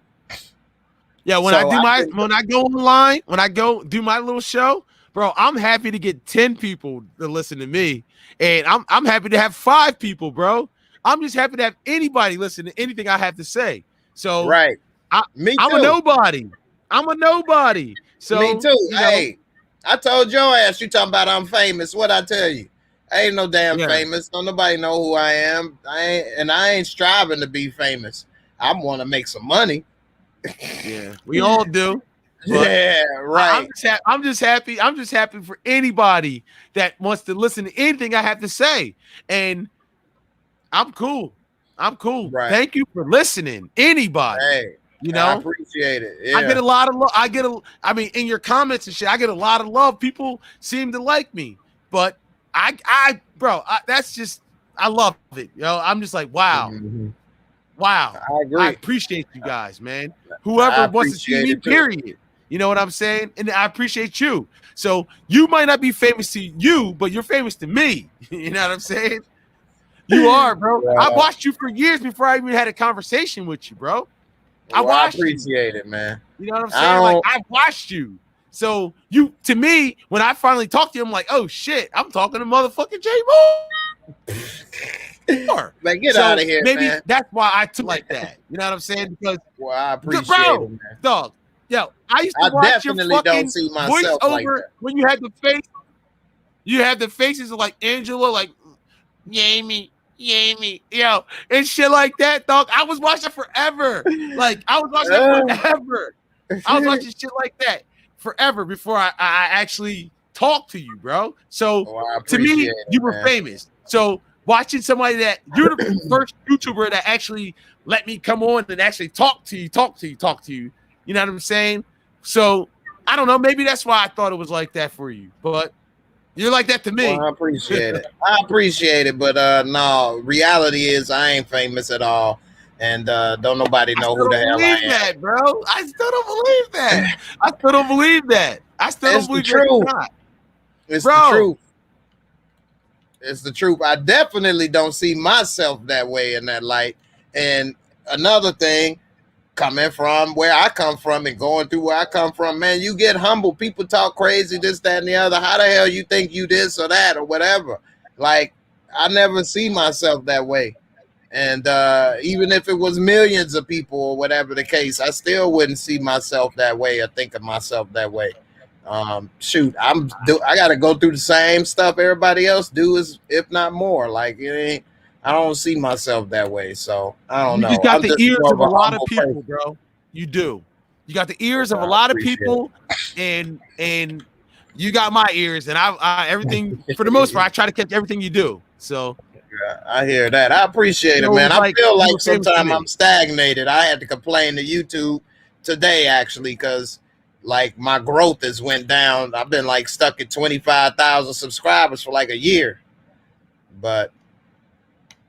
Hey man, when you put in a lot of work though, that's a lot. But like I haven't moved in like a year, and like I done made like 300 videos in a year, and nobody subscribe and stuff. Like, what in the world? That's a lot of work. That's a lot. Yeah, that's almost like a video a day. So, but you're special, bro. I mean, you just are. I appreciate it, but I don't see myself like that, man. I just try to I don't know. I don't know, man. I just don't see it that way, man. But I appreciate it, man. Why don't you see yourself like that? I don't see how you don't, bro. You're funny. You can carry a fucking show by yourself. Like, you don't need nobody to come on here with you. Like, you can carry if you can carry a show by yourself and you can do what you do. You can do nobody does any kind of recap better than you. Nobody. Yeah, but as other people get way more views and way more subscribers and all kind of stuff more than me. So the audience speak louder. People watch other people. But you don't get the same quality that you get from you. You put your heart into every fucking thing you do. That's how I see it, bro. That slows me down, everything. I think, too. I think sometimes, like, jokes. Go ahead. My bad. I'm sorry. I ain't trying to get on no corny shit, bro. But I'm just saying, dog. I appreciate it, man. To me, you're the man.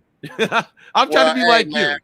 I'm very thankful and appreciative. I don't see myself that way, but it is good to hear that people appreciate, because I do put in a lot, try my best. Sometimes I feel like I'm wasting time. I should just put up one picture and then just talk or something instead of trying to do other stuff. But I try to make stuff that I would like to see too. So sometimes that takes me a little longer. I wouldn't want to watch a video with just one picture or this, that, and the other. But then again, I'm not making videos for me either. I'm making it for other people. So I got to keep that in mind too. And then I got other stuff and do this and that. So I try my best, man. And, I'm a humble person. You know what you should do? You should do. I mean, I love Kwame Brown. And you should do that face thing with the mouth moving and shit. Do Kwame Brown, bro. Do Kwame Brown. I ain't no bus, man. I ain't no bus. I drive a bus, but I ain't no bus, man. I played 12 years. They talk about me on TV.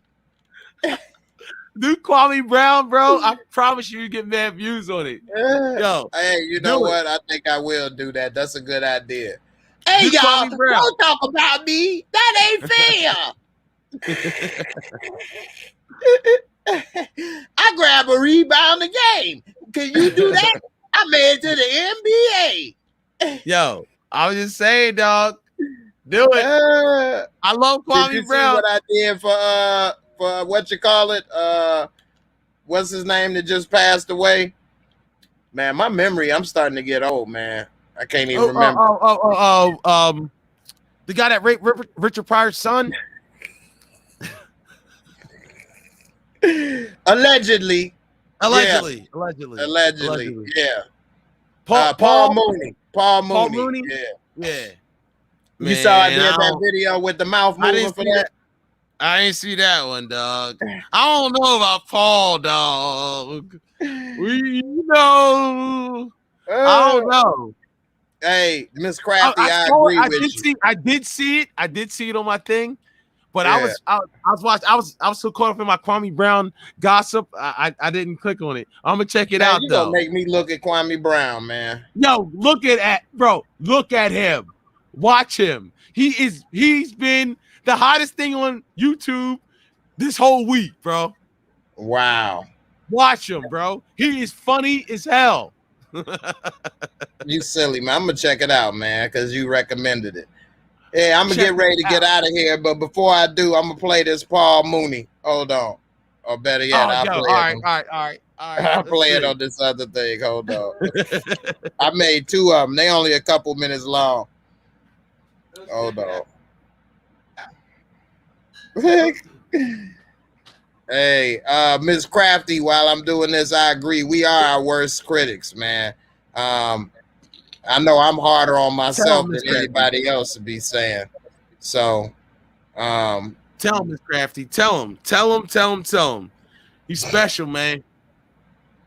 I don't know about that much, but I am definitely hard on myself. I don't get it. I'm trying to find this Paul Mooney thing right quick.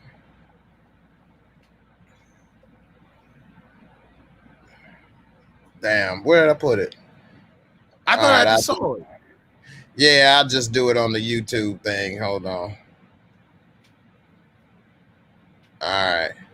So here it is. I got this one right here.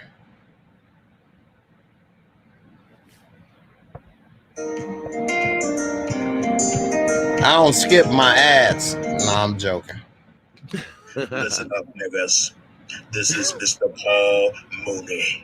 I know they said that I passed on, but let me let you know something. I am not going anywhere. Whenever you see or hear a comedian perform, let you know and understand that joke has been divinely passed on from my black ass. Yes, first they tried to steal niggas, now they trying to steal my material. But let me let you know something. Ain't nobody got better jokes than me. I created jokes when niggas was writing the first jokes in caves in the 20 BC. It was inspired by me, okay? God gave me the power of comedy first and laughter. Understand? I wrote for Richard Pryor. I wrote for Eddie Murphy. You know you're a bad nigga when you write for bad niggas, all right? Okay? Thank you. That's what I do. And let me let you know another secret. I'm in heaven, and yes, God is a nigga. That's right. God is a nigga. I'm here, we're chilling. We just rolled up a fat ass joint, and we're sipping on some Cavassier, and that is what the hell we do. And I'm here to deliver that message to you. Okay, I knew God was a nigga because everybody's been hating on him, just like they've been hating on my black ass and your black ass too. It's just that you don't get appreciated, just like other niggas, until you're gone. Everybody didn't appreciate God when he was here on earth, and once he was gone, everybody want to keep his name in their mouth. Well, to hell with all of y'all niggas, okay? I said it, that's right. I've never been politically correct, and that's what the hell I do, all right? I'll see you all very soon because God told me he got big plans for your black ass, and I always knew it. I tried to tell you, I tried to warn you. Hey, every comedy show I had, it had a message, but you didn't listen. I guess you'll see when your black ass is in trouble. You just had 4 years of Trump. Well, guess what happens pretty soon?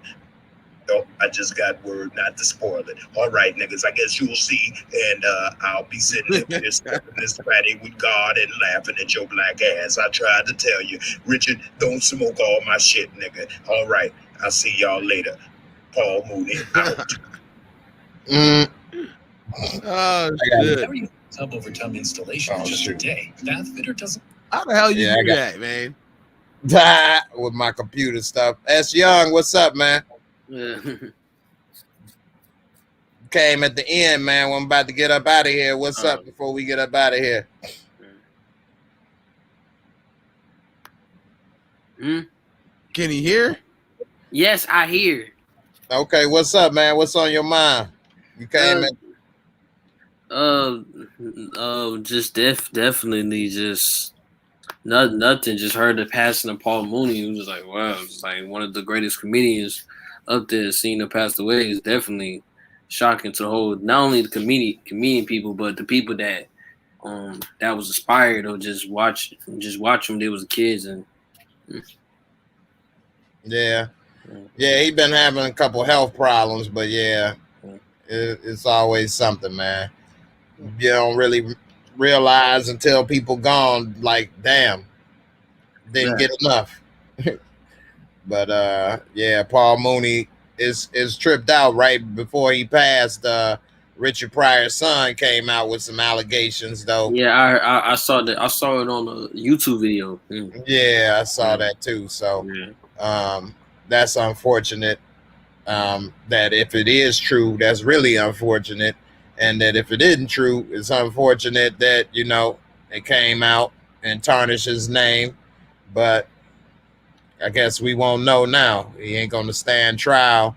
And I guess he'll be judged in heaven or wherever for whatever he did. So it is what it is, I guess. But anyway, you watched The Chi season 4, episode 1? Yeah, I saw it yesterday, last night on YouTube. They put out a season premiere. Yeah, what you think about it so far? Oh man, I can't wait! I can't wait for episode 2. You know, seeing the police getting beat up, seeing Jake. You know, so I want to see how it was gonna be with Jake when Jake in the hospital. And those brothers, you know, definitely those brothers and his friends. I want to see how Tiffany's gonna how. I want to know when Tiffany's gonna find out that Emmett's been sleeping with his pop's girlfriend, and see how that's gonna be strange. Because that was the funny scene when he was sweating. he gonna blow it. Yeah. Hey, if she was acting cool, I would be acting cool. Pop's acting cool, I would leave it alone. Yeah, because Pop found out. He found out about it, and he left it alone. Be cool with it, you know. But I don't know. But he worried things about Tiffany because Tiffany's not gonna take it like me. So. I've been in a situation like that before. But hey, I ain't say nothing, man. Hey, you ain't gonna hear me admit or say a damn thing. It's on to another question or something. Wait, so yeah, why do you think that like Emmett was bugging out about it? I just don't I don't get it either. Like he got a guilty conscience or something, but I don't know why. To me, I think Tiffany, because she's very. Y'all know how Tiffany is. Tiffany is in every season, very angry, very violent person. Crazy girl. So, and he had smashed his girl. Wow, and after that he proposed and married Tiffany. So that was a bad move, and he did it in front of Tom. He shouldn't have did that in front of her. That was stupid. I think that. Yeah, that was a cover-up. I think he wasn't ready, but I think what he really worried about is that they getting to be buddy-buddy, and that maybe she might be like, girl, I need to tell you something. You know, because she done already told Darnell, he thinking it's only a matter of time before she gonna tell, Tiff. And so maybe he's sweating like, damn, I wish they wasn't friends. But you could have prevented that. Why you got them hanging out? Yeah, definitely. So, and I don't know. He should. I mean, I would if I was him. I'd leave it alone, right, and move on. Hey, D Weave, thanks a lot. I appreciate it. Wasn't like they had a real affair. It was a one-time thing. Yeah, a quickie. It was like a quick. It wasn't like a real thing. It was like. Now, women ain't gonna agree with that. Moochilla, what's up? You agree with a quickie? You think that was no biggie? A guy be like, man, it was nothing, man. It was like, hey, man, I order wings. What? Man? I ate it and it was good. It was it. I still love you, baby. Wait, why was Kevin bugging out about the cops? Like he wanted. What the hell was that? That didn't make no sense to me either. No, Kevin, that's how it was when I lived. So I totally understand, But he older though. He's like 16, yeah, at least. But still a teenager. So because that's how we was back in those those days. Where you from? Me, Florida. Yeah. Oh, okay. Florida, I don't know about Florida. When I was 16 in Chicago, I thought I was old. I thought I was a grown man. I was getting women. I had a job. I had a car. Like, I thought I was grown. Like, I felt like I was like 22, 23. I had already been pulled over by cops, been shot at, all kind of stuff. Seen people it's so much that happens in Chicago growing up that at 16, like, he's acting like he 12 or 10. You know what I mean? Like, in Chicago. Now, maybe in other cities, it ain't as fast a life. So maybe that may be how people was acting at 16 in other cities. Right. Like when I was 21, I thought I was like 40. I can laugh about it now, but you know how many people I knew had got killed before I was 21, like didn't even make it out of high school, got killed, people in jail, all kind of stuff, had kids.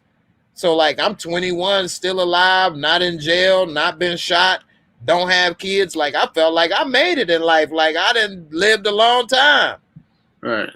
So the way he's acting in Chicago is not accurate to me about the cops. And it wasn't even like they did something to him. They beat up Jake and you traumatized. Like, what? Jake wasn't even as traumatized as him, and he the one got his face busted in. You know? So, I don't know. Mookie, I agree. I think Emmett gonna spill his own beans with the cornbread. Cobra, what's up? Yeah. So I don't know, man. They have him acting like a teenager from another city, maybe. Cause that's how he was, 16, not trying to get in trouble. Probably was like, no, I'm not trying to get in trouble. I'm not trying to get involved. I just want to move. I just want to move and just go to my mom's house. That's how he was. That's how he was.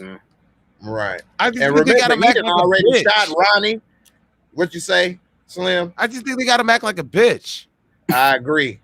I mean, he done shot Ronnie. Yeah. Now you over here worried because Jake got punched in the mouth? That was peer pressure. Yeah, peer pressure. Riding his bike. Yeah, it was peer pressure. He didn't mean let the gun go up. It was peer pressure. Yeah. Still, you seen and been through a lot now. Like, why you acting brand new? And like he was rolling a blunt and drinking. Like we was doing that at 16. Right. Like I thought I was grown for real. Smoking cigarettes, drinking, smoking weed. Riding his bike though. He riding his bike in the snow, drinking. See, that's one thing that wasn't accurate because we would have got a car. And just like how Dom and them was talking about, this could be our new side hustle. Like growing up in Chicago, everybody got 2-3 side hustles. Like this dude's still riding a bike for one. That ain't accurate. You ain't about to get no coochie and being with no girls and you riding a bike, smoking a blunt, old banana loopsy. You talk about growing up, one of our friends, when I was like 10, he ended up getting a bike, a banana loopsy. That's what we used to call it. Somebody gave him one of them old ass handlebar. Man, we ran that bike over, destroyed it, talked about it. He cried. He's still riding Coogie's bike. That Coogie bike. Right. Like, you ride his brother's bike. Exactly. Cobra, what's up, man? Yo, what up, my guy? What up? Everybody coming at the end, though. What's up, man? I appreciate you coming through, though. What, you want to talk about the Shy? Oh, I haven't even seen it yet. I saw they dropped the episode last night, huh? Yeah. Man, honestly, I don't What know was how many. that? Huh? Why did they drop it last night? Did you guys know that was going to happen? Probably No, it was like yesterday. It was last night. Out of the blue, right? Yeah, it was last night. It was like around like 12 o'clock. And then it popped up. I'm like, oh. Yeah. I don't know, man. That last season kind of dragged, and I don't know. I'm just very hit or miss on it now. Yeah, I think this season got the potential to be a little better and more consistent. Last season they had stuff unexpected with Jason Mitchell and different stuff, and it had to change up a lot. So I think this season could be a little better. I like to think so. So far, this first episode wasn't bad. It was pretty good. I'm gonna watch it later tonight, probably. Yeah. This is the edited version on the YouTube, so they basically taking out all the cuss words. Yeah, they did the cuss word and edited. I watched the YouTube version of it. Yeah. Culture News agree with you about that last season. And I agree too. I just think that it's because of different reasons, maybe out of their control. And I think last season had some good moments. But I think it wasn't as good as it could have been had they still been able to keep Brandon, in the show and other stuff. Yeah, keep it consistent. Especially with that what's that Keisha thing that was going on. They drugged that on a while. I'm like, I'm cool with this aspect in the show, but when this is when y'all payoff is, I'm like, come on, man. I'm like, man, we ain't had to wait this long to see this. And Ronnie is the hero. And then after Ronnie dies, I was like, I think honestly, when they killed Ronnie up, they killed the show. Yeah, I was like, why would you kill Ronnie? Ronnie's storyline was dead, though, to me. Bro. Yeah. Ronnie's storyline. What was we about to see this dude do? I mean, Like be a hero, like just What, he about to get the key to the city? yeah. Hey, we gonna give you the key to the liquor store. You get a whole bottle a week, Ronnie. They could have given him done something, like get back with his girl. I ain't gonna lie, Ronnie did have the most boring storylines. Holy, yeah, he was done. One of his storylines was boring. The worst storyline. This whole family off. It was so boring. I'm like, oh my gosh. Yeah, the best storyline. Now I understand why they kill it off. Okay, Reggie's storyline was really good, and Brandon, that was it. That's when they killed the story, not Ronnie. No, Brandon was getting on my nerves though too, man. I didn't like how he was talking crazy, crying to Duda in the police station and talking crazy or whatever. Like a bitch. Yeah, for real. Hey, hey, when he came up missing, that was realistic. Who the hell you think you talking to, boy? Straight up. Boy, so Brandon was getting on my damn nerves, but he was the one person that linked all these people together. Yeah, he was the main character. Yeah, he was the main character, so I kind of got it. I was tired of that little cooking stuff, though. Oh, Chef Boyardee ass up out of here. I made me some pork belly polentas. Taco. It's good. Get your ass up out of here. Who was the guy that killed the cop in the first season? The kid that got killed, son. Real dad, I mean. Not Ronnie, the other guy. Oh yeah, he went on back to movies and stuff. You talking about they ended up killing him too. They said they killed him. They said right. He killed the cop that investigated the murder. Yeah, he was in Birds of Prey. Stephen Williams, his real name. The black guy, yeah. Q. His name was Q. Yeah, Q. Yeah. What happened to the two cops, Gonzalez and the black chick with her son in jail? They just crushed that storyline. Yeah, that was a good storyline. I'll be talking about all these storylines. They don't go nowhere. That was a good storyline with the girl, and she was kind of dirty because she was trying to help her daughter or whatever, her son rather, in jail. Yeah, and doing a little shadiness. That was a good storyline. Yeah. They just got rid of it with Brandon. Yeah, they did. I guess they figured no Brandon, no need to keep investigating and showing what's going on with that. Let's just focus. What about on Gonzalez, the light-skinned Spanish guy? Yeah, Cruz. Yeah, they just got rid of him. Yeah, they killed him off. Right? No, he ain't dead. We just never saw They just got rid of it. They just took the whole police aspect off the show. Oh, in season 3, we didn't hear nothing about it. Yeah, they don't explain it. Crazy. I guess without the investigation for Coogie and the investigation of Duda, was no need for them. But they could have kept investigating Duda through them. That's the main thing with the Shy, man. Yes. Like the Shy is not gonna explain anything. You just gonna have to go with the flow. Like, did they explain why Brandon died? Like, no, they don't explain nothing. You got to just go with it. They didn't explain why Reggie died. They didn't show. We just see Reggie being carried, and that's it. You don't even know if he died, bro. Seriously, it's not a detective show. That's bad writing. Let's get it going. Yeah, it ain't a detective show, but you had that storyline going. So for the whole series, at least tie it up for two seasons. Right, Ramirez, whatever his name is, was investigating. Yeah, and then you just completely just. Plus, it switched into investigating Duda, so it still could be going. Right. Who the scorpion and the frog? Who's the scorpion? Right. Oh, you're the scorpion. He's the frog. No, you're the frog. He's the scorpion. That was it. That's the last we seen of it. Right. Last we seen of the cops. That was the last we seen of them. That's the last we heard of anything. And it's just completely just like, what are you doing? I agree with Miss Crafty over here.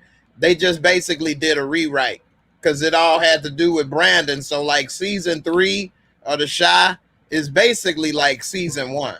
It's a restart. And so like season 4 is like season 2.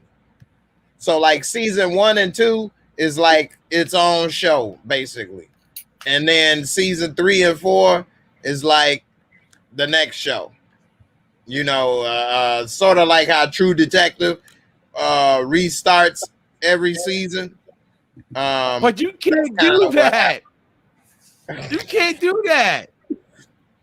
That's true. Finish the You can't storylines do off. that, but it happened against their will when Jason Mitchell got into trouble.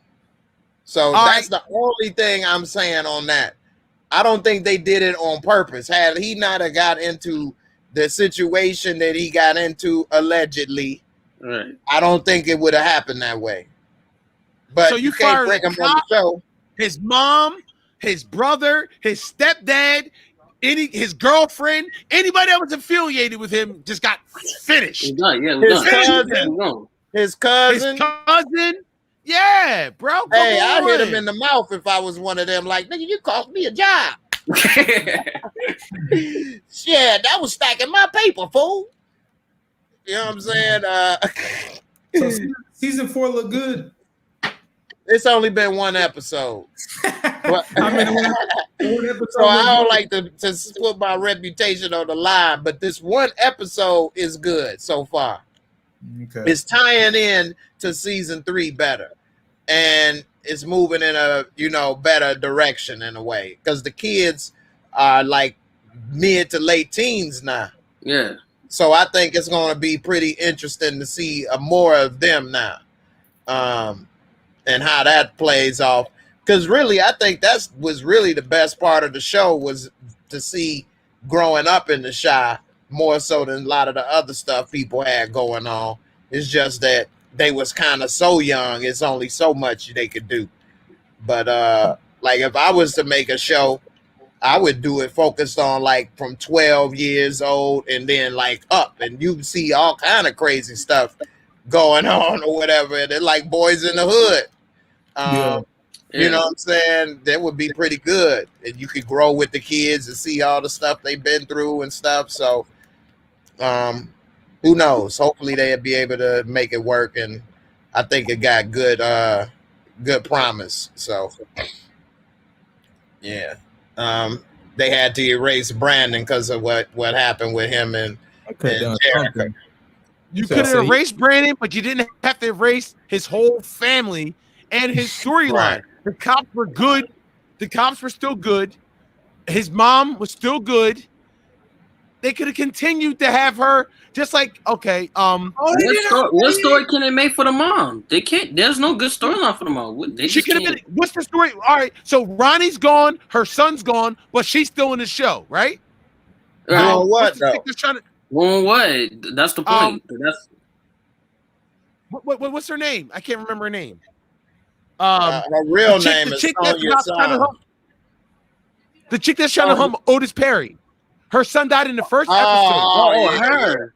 Yeah, Ronnie was the stepdad. Yeah, she was still in it, but she's still in the show. Yeah, I think she's still in the show. But they made her start to go through that therapy and stuff, and now she got some type of outreach program or something now. But she's still in the show. Right. She has nobody else attached to the show, but she's still in the show. You could have kept Brandon's mom in the show. I liked Brandon's stepdad. He was funny as hell. You could have kept him in the show. Yeah. I thought he was going to get revenge on Duda when I first saw it. Like, yo, he's going to come back and get Brandon. He's going to come back and shoot Otis Perry because, you know what I'm saying? So I don't know. Plus, he knew Duda from back in the day. Duda does get shot, so that could have been him that did it. Brandon's stepdad. Somebody on this show, but he never liked Otis Perry. That's true. That's true. Yeah, but I think they should have did that last season. Okay. Another thing, they got him moving around without security too much too. Yeah, the mayor's not walking around with one guy. Come on, right? You're the mayor, right? Right. So I don't know. That whole show a mess. Hey, CJ got a point. It's called The Chi, not Let's Keep the Brand storyline. CJ, you silly, man. Man, he said the show is called The Shy, not Let's Keep the Brandon storyline. But they could have done something with it. You know what I'm saying? So the investigation with Brandon, so the investigation that the cops had from day one is gone. So, whatever. Their problem is they had him tied into too much. Right. So with him gone unexpectedly, it just messed the show up. It almost probably could have got canceled. So they had to figure out a way to save the show without him being a part of damn near every storyline. They could have. Somebody put it. They could have recast it. Yeah, they was bringing that up not at gonna look first. the same. Yeah, a lot of people didn't want to see another actor. Yeah, you know how the fans be. Right. Mm-hmm. So listen, I don't know. You could have played Brandon, young man, but my man, you could have, dog. You could have.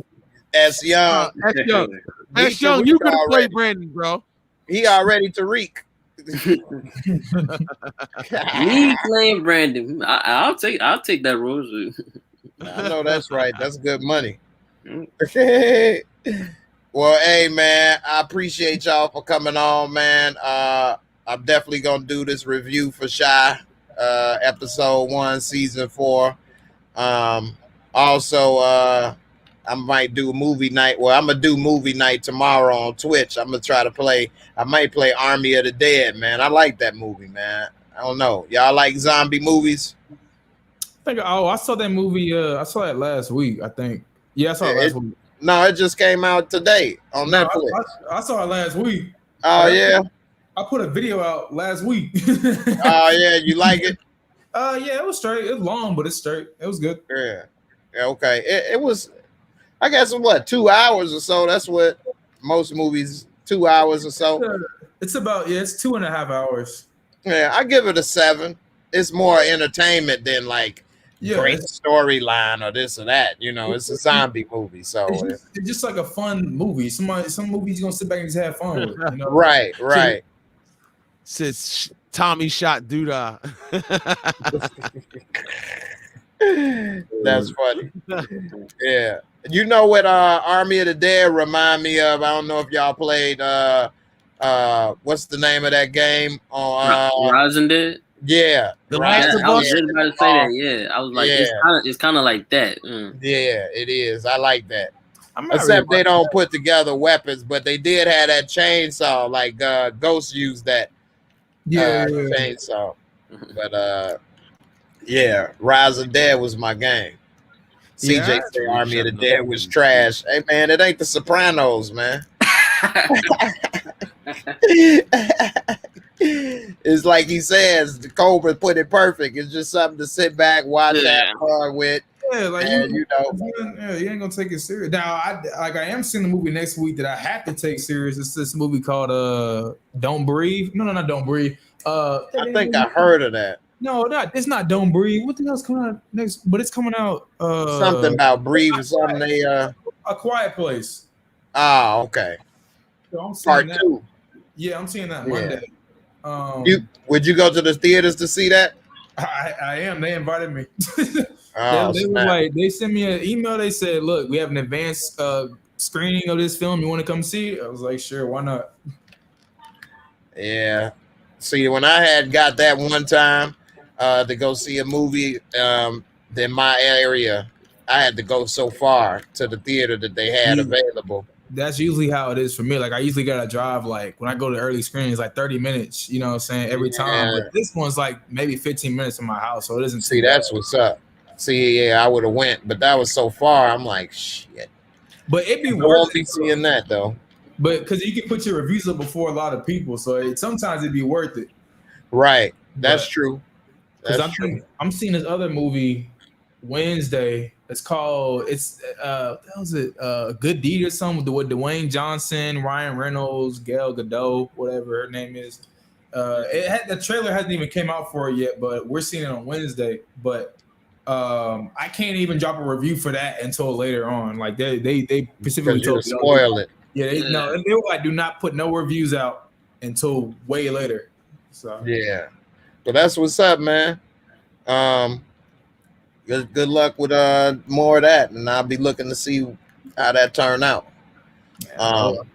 CJ, you said I told you Chris Rock could do drama. You lied to me. Oh, did y'all see Spiral? Did I see what? Did you see Spiral, the new Chris Rock movie? I saw it and I laughed. I was like, I know they not just put him in as a lead character in a Saw movie. Oh yeah, I know what you're talking about. I didn't see it, but I saw that he was in it. Yeah, I think it was. He play a cop or something, right? Yeah. Him, Samuel Jackson. Yeah, the best part of the film is Samuel Jackson, but I mean that's expected. Right. Right, seeing that, I just laughed because I couldn't take Rock seriously as a trying to like a comedian doing the actor trying to do a drama actor. It's like he doesn't fit that. He doesn't fit that in that role. Well, right. It's not his first time doing that. He also did a TV show called Fargo. Right, that's what I was talking about with CJ. He did good drum. He did some of the good drum stuff like CD, like not CD4, New Jack City, but he was a comedic part of that in a way. Like Pookie was a serious character, but it was also comedic too. Comedic, yeah. I mean, you prom queen, now you prom fiend. Yeah, he gonna throw his little horror elements in the film. I mean, not horror elements, comedy in the film. Right. Just like Lethal Weapon 4. You know. You ain't seen that? No, I don't think so. Yeah, I saw Lethal Weapon 4, yeah. Lieutenant Butters? Butters. Yeah, Butters, yeah. Who baby is that? No, it's Butler baby. Right, Butler.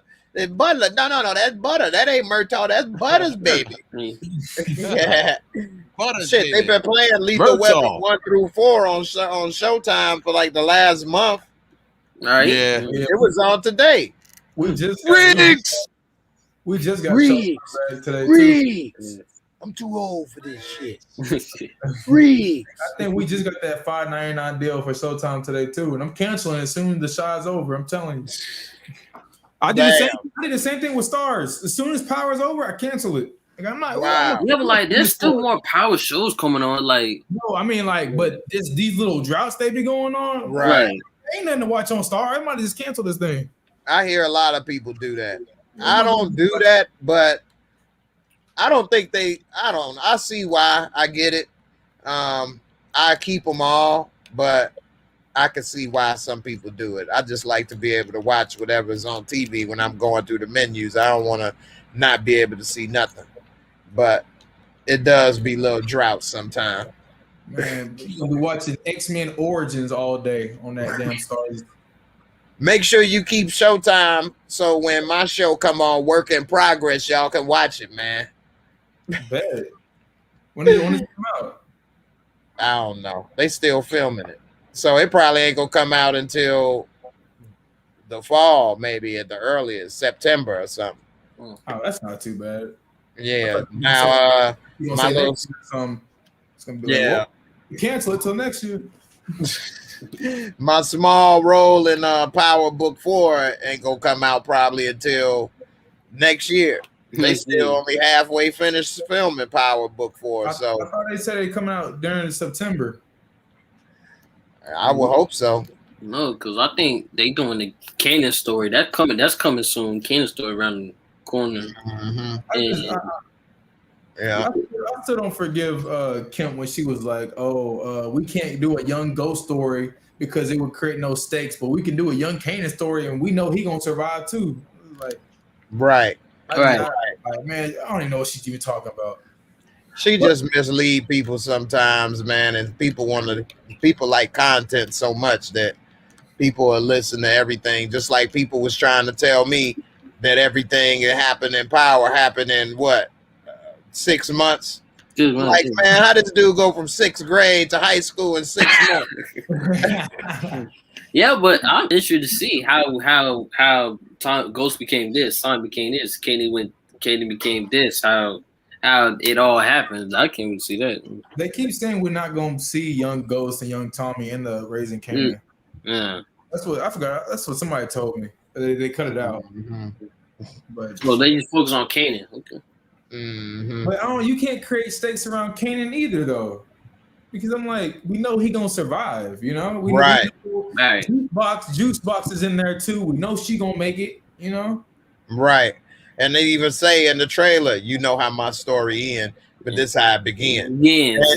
Yeah, and it's really a lot of 50 Cent story because you know his mama used to be a dope dealer. Yeah, Sabrina. Yeah, and so they got his mama, Kanan mama, is a dope dealer in this. Yeah. You know, and a lot of other stuff about his mama look good, this, that. They got her trying to look good, making money and all that. It looked like it's really 50 Cent life story told as Kanan in a way. Yeah. Yeah, I know he had a big influence in that show. So yeah. Well, hey, y'all, I'm about to get up out of here, man. I appreciate y'all for coming through. Thanks for everybody. S Young, Cobra, Young Slim, Mike, everybody that stayed through in the comments, CJ, Coco, many others that came and left, Miss Crafty. Appreciate you. I think you're right. 50 wanted something to be about him. We all know 50 got a hell of an ego. Yeah. Anyway, I appreciate y'all. And I'm going to get up out of here. I'm going to catch y'all on the next one. I'll be back Sunday. And also, I'm going to play something on Twitch for movie night tomorrow. So everybody check it out. And everybody be safe out there.